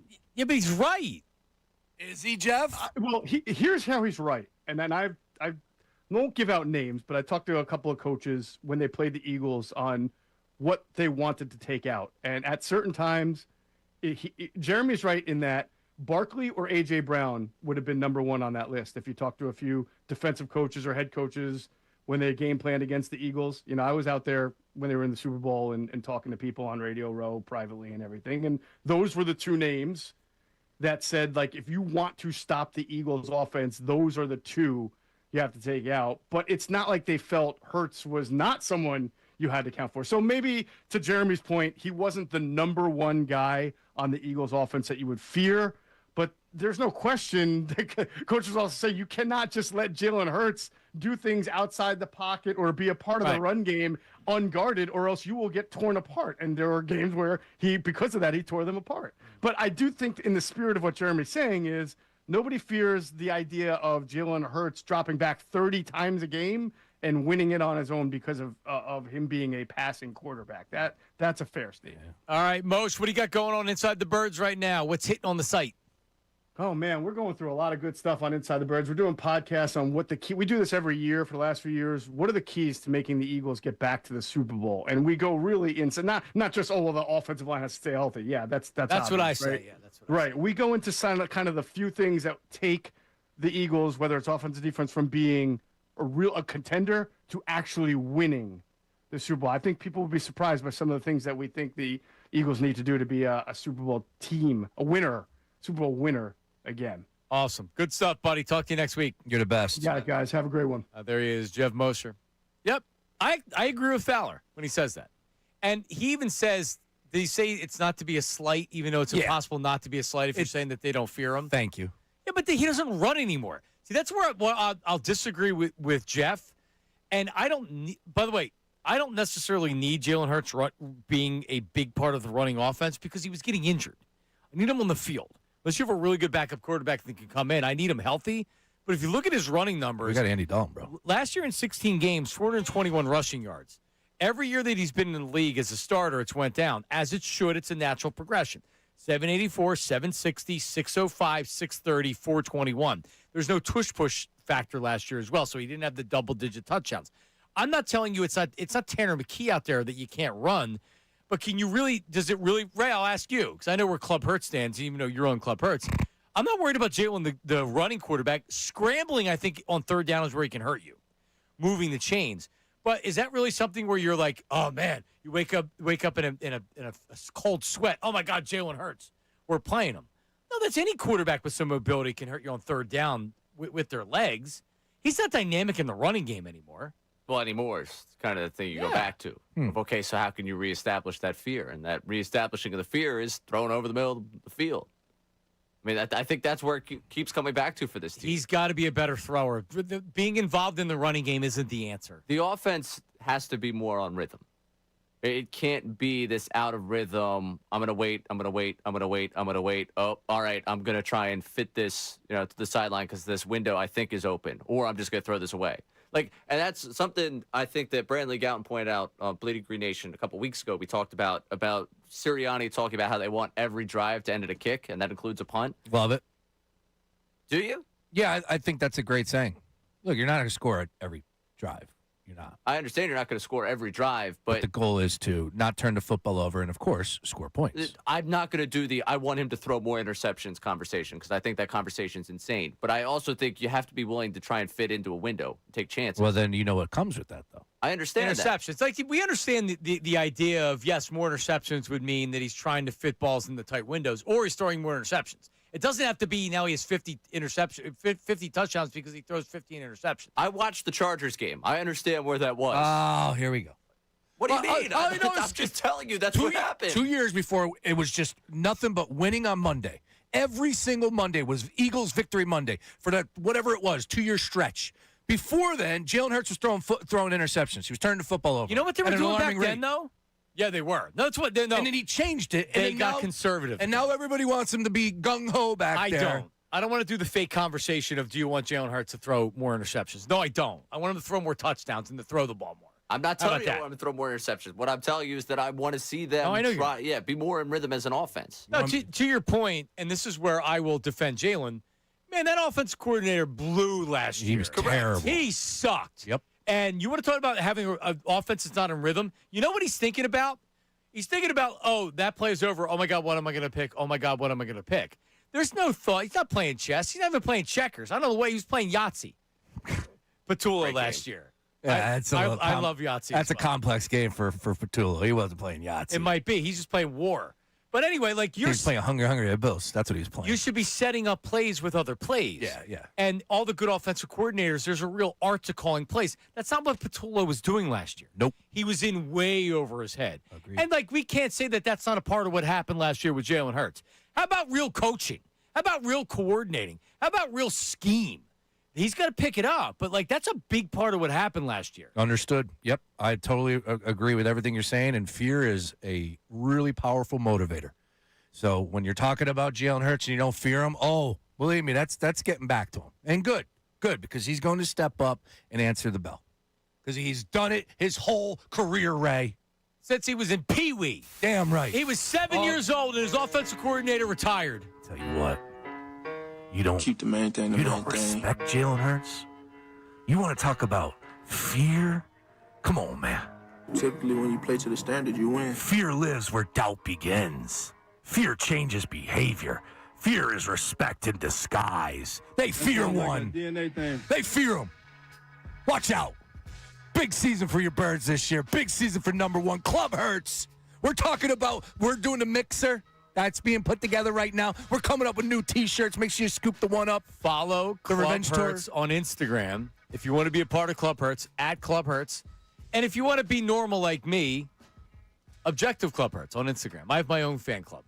Ray somehow thinks he's in Club Hurts. He's really not. Everybody circles the Philadelphia Eagles on the schedule. Yeah, they don't circle games or teams they're not worried about. No? That's it. But they're not losing sleep. Honestly, I don't know who you're like. You lose sleep over the totality of the team because there's not Saquon Barkley. Saquon Barkley is a great player. You lost sleep over Saquon that year. 2 years ago, you did. You lost sleep. You lost sleep over the tush push. And even 2 years ago with Saquon, Jalen in the running game was a threat because you saw when, and actually it wasn't even that year. It was the year before with who's the cat from St. Joe's Prep that went to play in Chicago. Swift. Yeah, DeAndre Swift was a much different runner when Jalen went out because you still had the zone read. You still had the ability for him to take that ball back and run. Yep. And then he wasn't in there. They're like, okay, well, the quarterback's not going to keep it.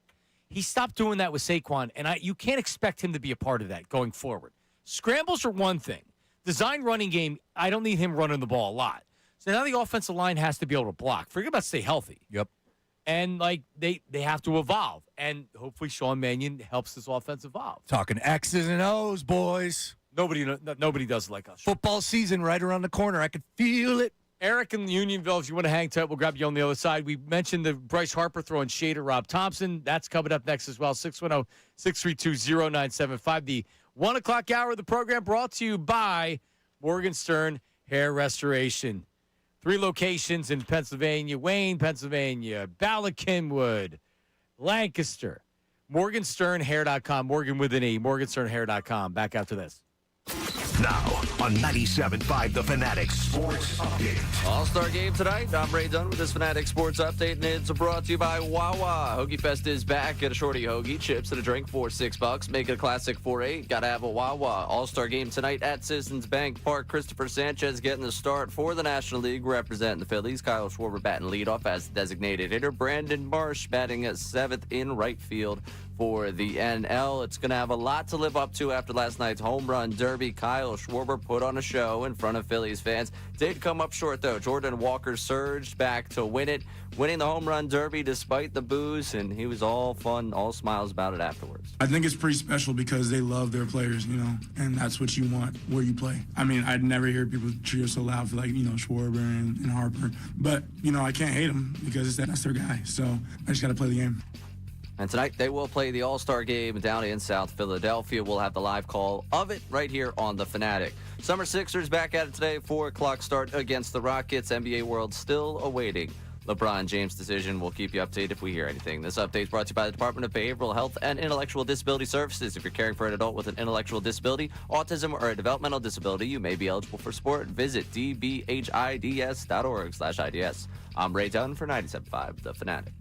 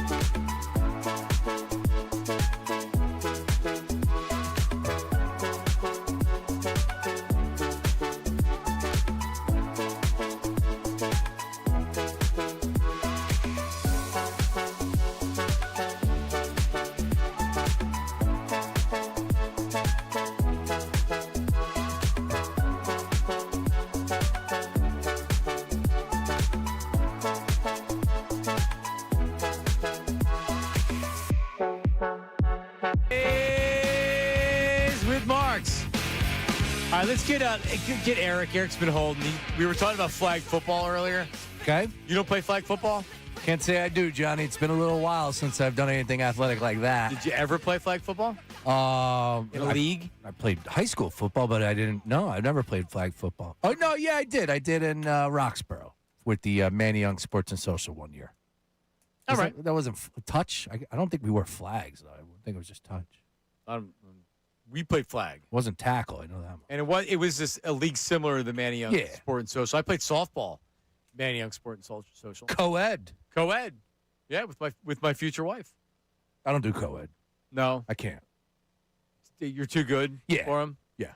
Gotcha. Yeah, that's when things...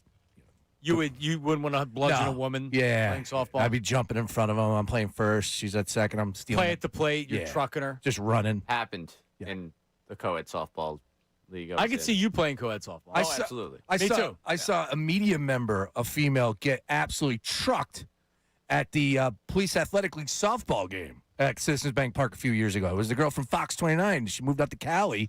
She got lambasted by Don Bell's. No. It was the blondie, Kristen. Yeah, Kristen was her name.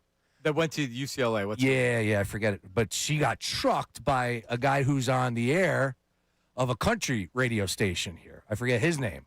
I'm a bad job. I don't know names, man. I'm bad. Love the details. Yeah, sorry about that. I also know a media member that trucked a woman at the plate. That's crazy. Nameless. Really? Yeah. Yeah, you would know him. You can't be doing that. Like he was on a softball team with me. If you want to narrow it down. Ray, I managed not to run a woman over playing co-ed softball. I don't know why that seems so difficult for some people. I don't understand why. Like Sean's worried that he would injure a woman playing softball. Why not control yourself? I didn't say I was worried about injuring. It's just, when you get into co-ed, things change. You're way too good of a player to be playing. It's like you're wasting each other's time. That's all. Oh, it's definitely. What does that mean? It's not a hot take, but it is a hardo take of mine. It is a hardo take. Yeah, that's a good way to put it. People will hit me up to play in these leagues, softball and all that. Like, I'm like, first question, is it co-ed? Yes. No, I'm out. Because it just changes the dynamic, the demeanor. Like, it's not a really, hardcore type of game if it's co-ed. That's my theory. So if it's not co-ed, then I'm in. Then much more competitive. Correct. Because women couldn't possibly be competitive against men. It has everything to do with everybody. It's the full team. It's like Jalen Hurts. It's not just his fault. It was Patullo's. It was Sirianni. Offensive line. It's the same dynamic when it comes to co-ed. Dudes lay back a little bit, little this, little that. Easy does it. I'm not an easy does it type of guy when I get in the softball field. Yeah. What is it, fast pitch? What are you talking about? Unlimited arc. It's the best. Wait, but how do you easy do it for a woman? Oh, I don't know about that. I'm just saying, but if there's, let's say that there's 4 or 5 females on every team, then it's fair. I'm joking, but I played in. No, you're not. You've had this take before. Because I've played in 2 leagues. One was co-ed and one was not, and by far the non-co-ed one was 10 times better than the co-ed league. And it didn't just have to do with the women; had to do with everybody on the team. It's just a different vibe. That's all. One man's take. You can't kill me. No, I'm sure you're not alone in what you're saying, Sean. Right. I'm just saying it's a hardo take. I know, but you're acting like we're dealing with Ted Williams over here with you. Yeah, Ty Cobb more. With this take for sure. You're an idiot. It's awesome. It's a great take. I told you. I can be hardo with the. I would much rather play in a co-ed league than deal with meatheads like you that think that you're playing something legitimate. Absolutely, I'm a meathead. You know that. Let's go to so Eric apparently is involved in flag football, but this is in youth sports. Nice, Eric. How are you, buddy? Oh, guys, that was quite the lead up to it. That's pretty funny, man. Because I actually coach pretty competitive flag football, and it's just wild, like the difference between girls and guys, like you were kind of saying. But we have a team out of Downingtown that competes locally. They're ranked top 10 in the country, and it really is crazy. It's like the largest growing youth athletic sport in females in the country right now. So wow. When I heard you say that, Sean, I was like, oh, let me call them up real quick and kind of just let them know a little bit. It's crazy, man. The girls versus the boys, like you were kind of saying. It's wild. Like my daughter actually plays with the boys. She's the only girl on the team, and it's a really cool sport. Like, I mean, it's coming to the Olympics. It's coming to the Olympics in 28. 2028. Yeah, man, it's crazy. Like there's tournaments going on every weekend, just like you see in lacrosse and basketball. There's like a high school tournament that has 50 girls, and these girls are competing for like national championships up this weekend, like in King of Prussia. It's just a really growing youth sport. And when you said that, Sean, I just kind of laughed because it's kind of like a stigma we're fighting. Like, I got a 8-year-old daughter that plays 10 and 12 competitive flag and just trying to grow the sport locally. So it's just kind of like, oh, man, Hell I yeah. hate to hear that. Well, I mean, expand we're having some fun with it. But, yeah, as far as flag football, you're right. No, you are right, though, because it is growing, and it is growing at a crazy rate. The fact that it is in the Olympics in 2028. Thanks, buddy. And, oh, by the way, if you remember, the big argument was NFL players wanted to play. But you got guys that are like flag football players that actually do this, and they're going to lose their spots because NFL players want to play in the Olympics. Now, the issue is they rolled this quarterback out, right? And this dude, he's got a decent highlight film, but he's not Patrick Mahomes. So if Mahomes says he wants to play, you're going to go with Patrick Mahomes. We don't have enough time to debate this. The NFL players should not. It's dumb that flag football's in the Olympics. Why don't they just give them another gold medal? Dude, breakdancing's in the Olympics. I know, but why don't they just give Americans another gold medal? Now we're putting flag football in the Olympics, really? We go from Greco-Roman wrestling, where guys were naked in the 1700s or 1500s, wrestling, to flag football. Hey, naked breakdancing actually has a good appeal to it. So if you're going to do that, the quarterback, I don't know his name. He's not tall. He's short. Yeah. And it's a much different sport. But he's mad because he's like, Patrick Mahomes not coming in and taking my job. Oh, yeah, he is, bro. And he's right. Now, these guys shouldn't play in flag football. It's dumb. Let flag football players play in flag football. Otherwise, put regular football in the Olympics. Why not just do that? Why not every Italian that's not good enough to make the American League? It's like in baseball. Hey, you're Jewish? Oh, Israel has a American football Olympic team. Go for it. Yeah. Hey, Italian, your last name's Nick Sirianni's coaching the Italian team in the Olympics. Aaron Nola. Were we in a debate? And that's in my notes. Yeah, the flag football is it'll be cool. I do understand your point, though. It's like, who's going to be good? We do have actually football in France. There's football in China. Football in Australia, I want to say. Yeah, no, they're definitely playing. It's growing. Well, Springford Youth Football, I believe, has girls' flag teams. My daughter cheers, but my little girl is going to be cheering the boys' flag team this year. But I think they have separate girl flag teams. Because why not? Yeah. Yep. K through 2, so you have to lump it into 3 years to get enough teams to play it. But they're playing all over the place, man. Ray, they played Boyertown and all the neighboring communities. Not we got a Downingtown. whole pack. Yeah, the games in Boyertown are rough. Pottstown, they play Potts Grove. So the pack's going to be sponsoring girls flag football soon? I'm just telling you. That's good. At some point. All right, coming up, YouTube chat recap. We keep teasing this Harper earlier. We'll play it. We'll finish up with the phone calls as well. Middays with Marks, 97.5.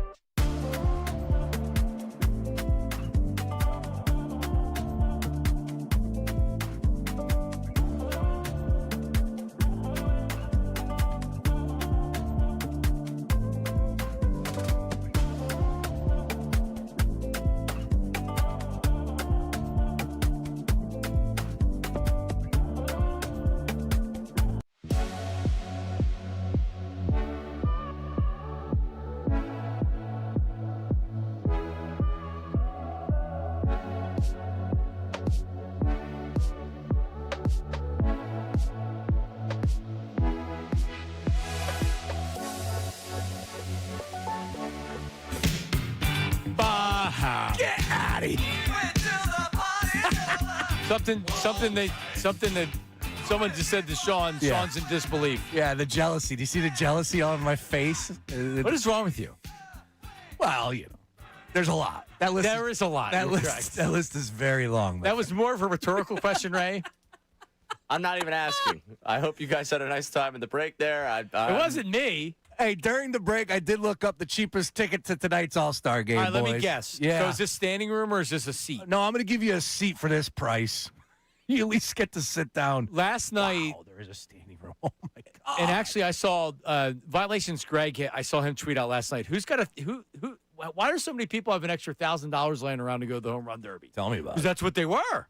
Yep. You were lucky enough to get them face. Somebody tweeted at us. Did you see that tweet, Ray? That I posted a picture. Somebody tweeted us. I wish I can go to sporting events for a third of the price. I'm like, yeah, bro. We paid full price there, Chief.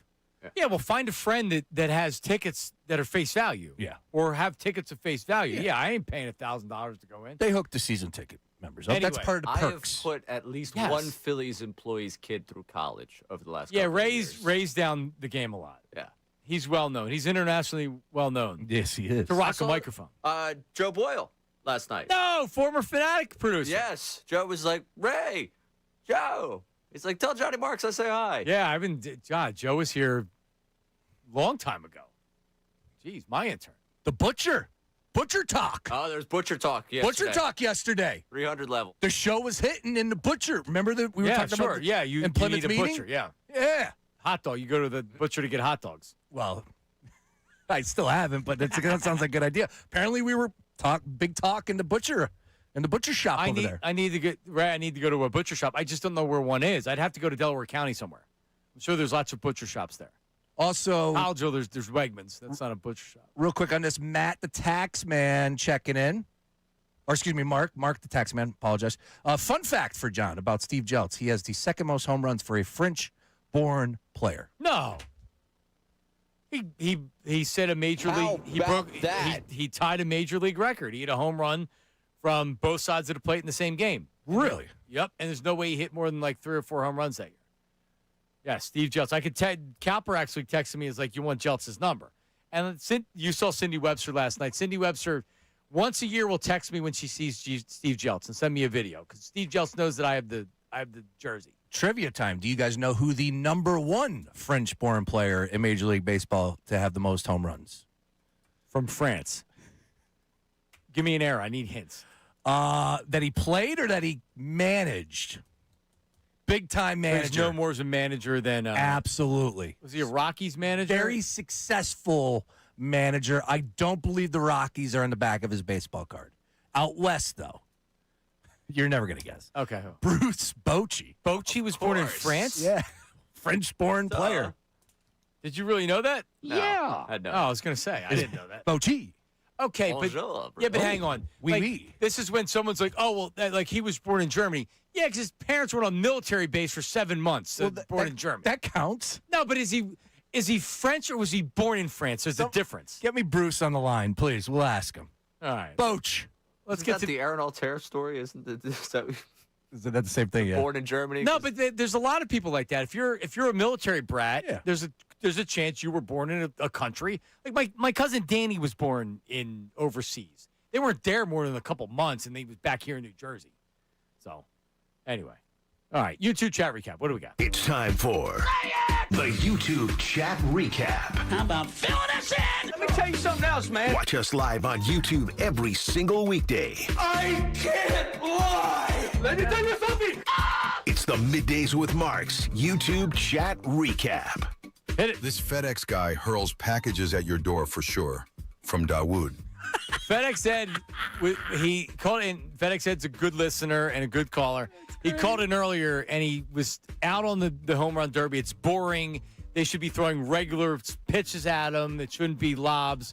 And then he says, I didn't watch it because I don't have Netflix. It's so good. That is so good. He's like, it's boring. And I'm like, last night wasn't boring. Oh, I don't like it. And then he said he didn't watch it. So good. Last night was not boring. Come on, man. Not boring. What's next?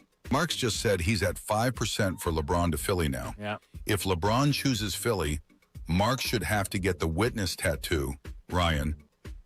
Yeah, no. I'm not getting any tattoos. I'm not doing any tricks. I can be talked into doing something, but the tattoos are out. I heard that about you. I'm a made man. Correct. I'm a made man. I have Nick Foles tattooed on my back. You with are a Lombardi made man, trophy. yes. I ain't doing anything else. Good call on that. All right, what's next? They should keep the toilet paper at 97.5, just for all the crap that Bill talks. Oh. Kieran. Yow. Nice work. I'm going to bring it up. I'm going to have to go out, grab the toilet paper. Because everybody, Austin Jones wants some. Yeah, dude. I think Rodman wants some. Free TP hits. Just going to bring it up, put it on my desk. Anybody wants a roll or two or three or four? Just walk around the office shooting it like this. It's completely normal for somebody to bring up a jumbo's roll of toilet paper and give it out, right? In this building, yeah. That actually checks. That feels like it. Now, fits. am I out of line if I take a roll with me to the stall? And as long as you don't bring it back. It's got to stay But there? the stall would have to be very low or very high. I forget what you like. You like the low roll or you like the higher I one? like the high roll. You don't like it when it's roll. Yeah, I got to stand up. I stand up. Stand I up. forgot about that. We broke down the height of the standard commercial toilet paper roll dispenser. Learn everything on this show. You never know where we're going. Is Brace going to the All-Star game tonight? He'll be able to DJ his own divorce party if he does, from Fran. That's a good call. If Bayless made me a nice sign yesterday, I thought that was pretty good too as well. But it's not looking like it's in the cards, boys. I think I'm going to be on the couch enjoying this one tonight. All right. All right, what's next, Ray? Phillip Rivers has more kids than members of Objective Club Hertz, from Andy. No, I objective. What do you mean? I'll go right now. I'll go right now and see how many Objective Club Hertz members I have, and I'm not actively recruiting. Don't take it as a shot because Phillip's got a lot of kids. Yeah, but not as many as Objective Club Hertz. I got 56 followers. Oh, whoa. That's it. about that? Hang on. Now I'm ceasing. If you get to 100, I'm ceasing and desist it. I'm sending it in. I will easily get to 100. I'm not even promoting I'm it. sending it into Instagram. I'm getting that taken down.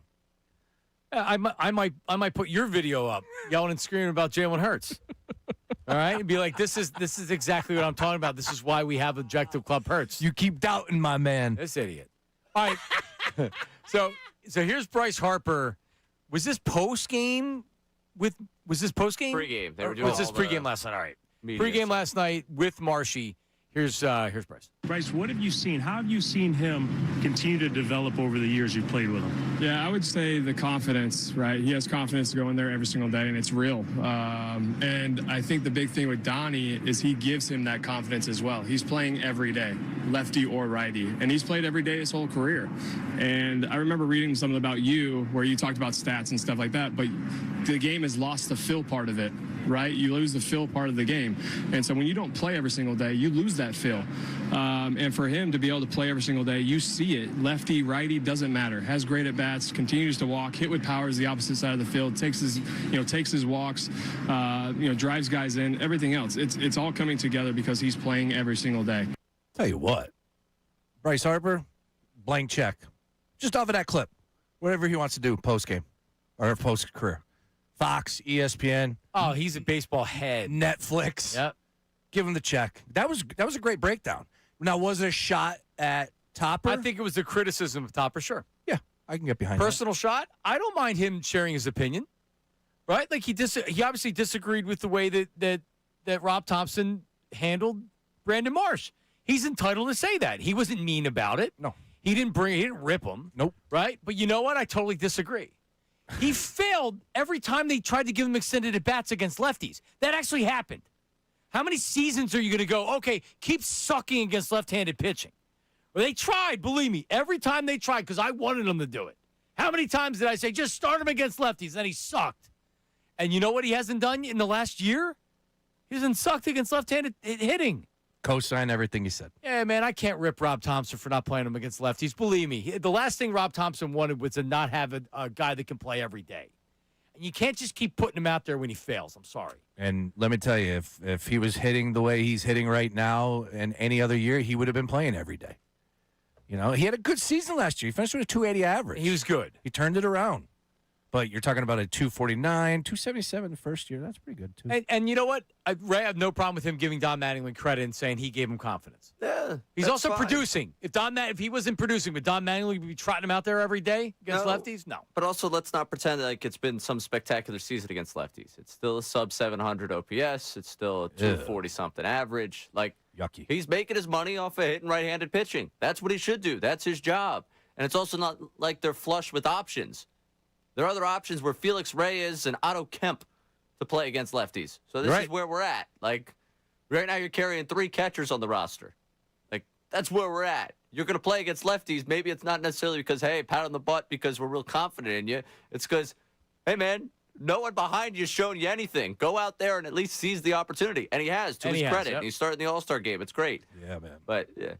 Downey Baseball also might have a little bit more leeway with the people behind the scenes to do what he wants to do lineup-wise than Thompson. Give me an MVP. Who you guys got tonight? I got Schwarber hitting a leadoff home run. Schwarber. So Schwarber 2 home runs is plus a lot, which I'm not going to do. Plus 3,500, but it's plus 360 for a home run. He's going to get at least 2 at-bats. Okay.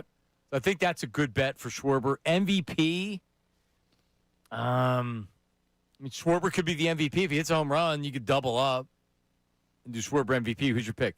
I'm going Max Muncy. What's the number? Plus 3,000. It's not bad. Or Matt Olson or Max Muncy. Both are 3,000. Matt, that's a good one. I'll take, because it's going to be somebody at the end.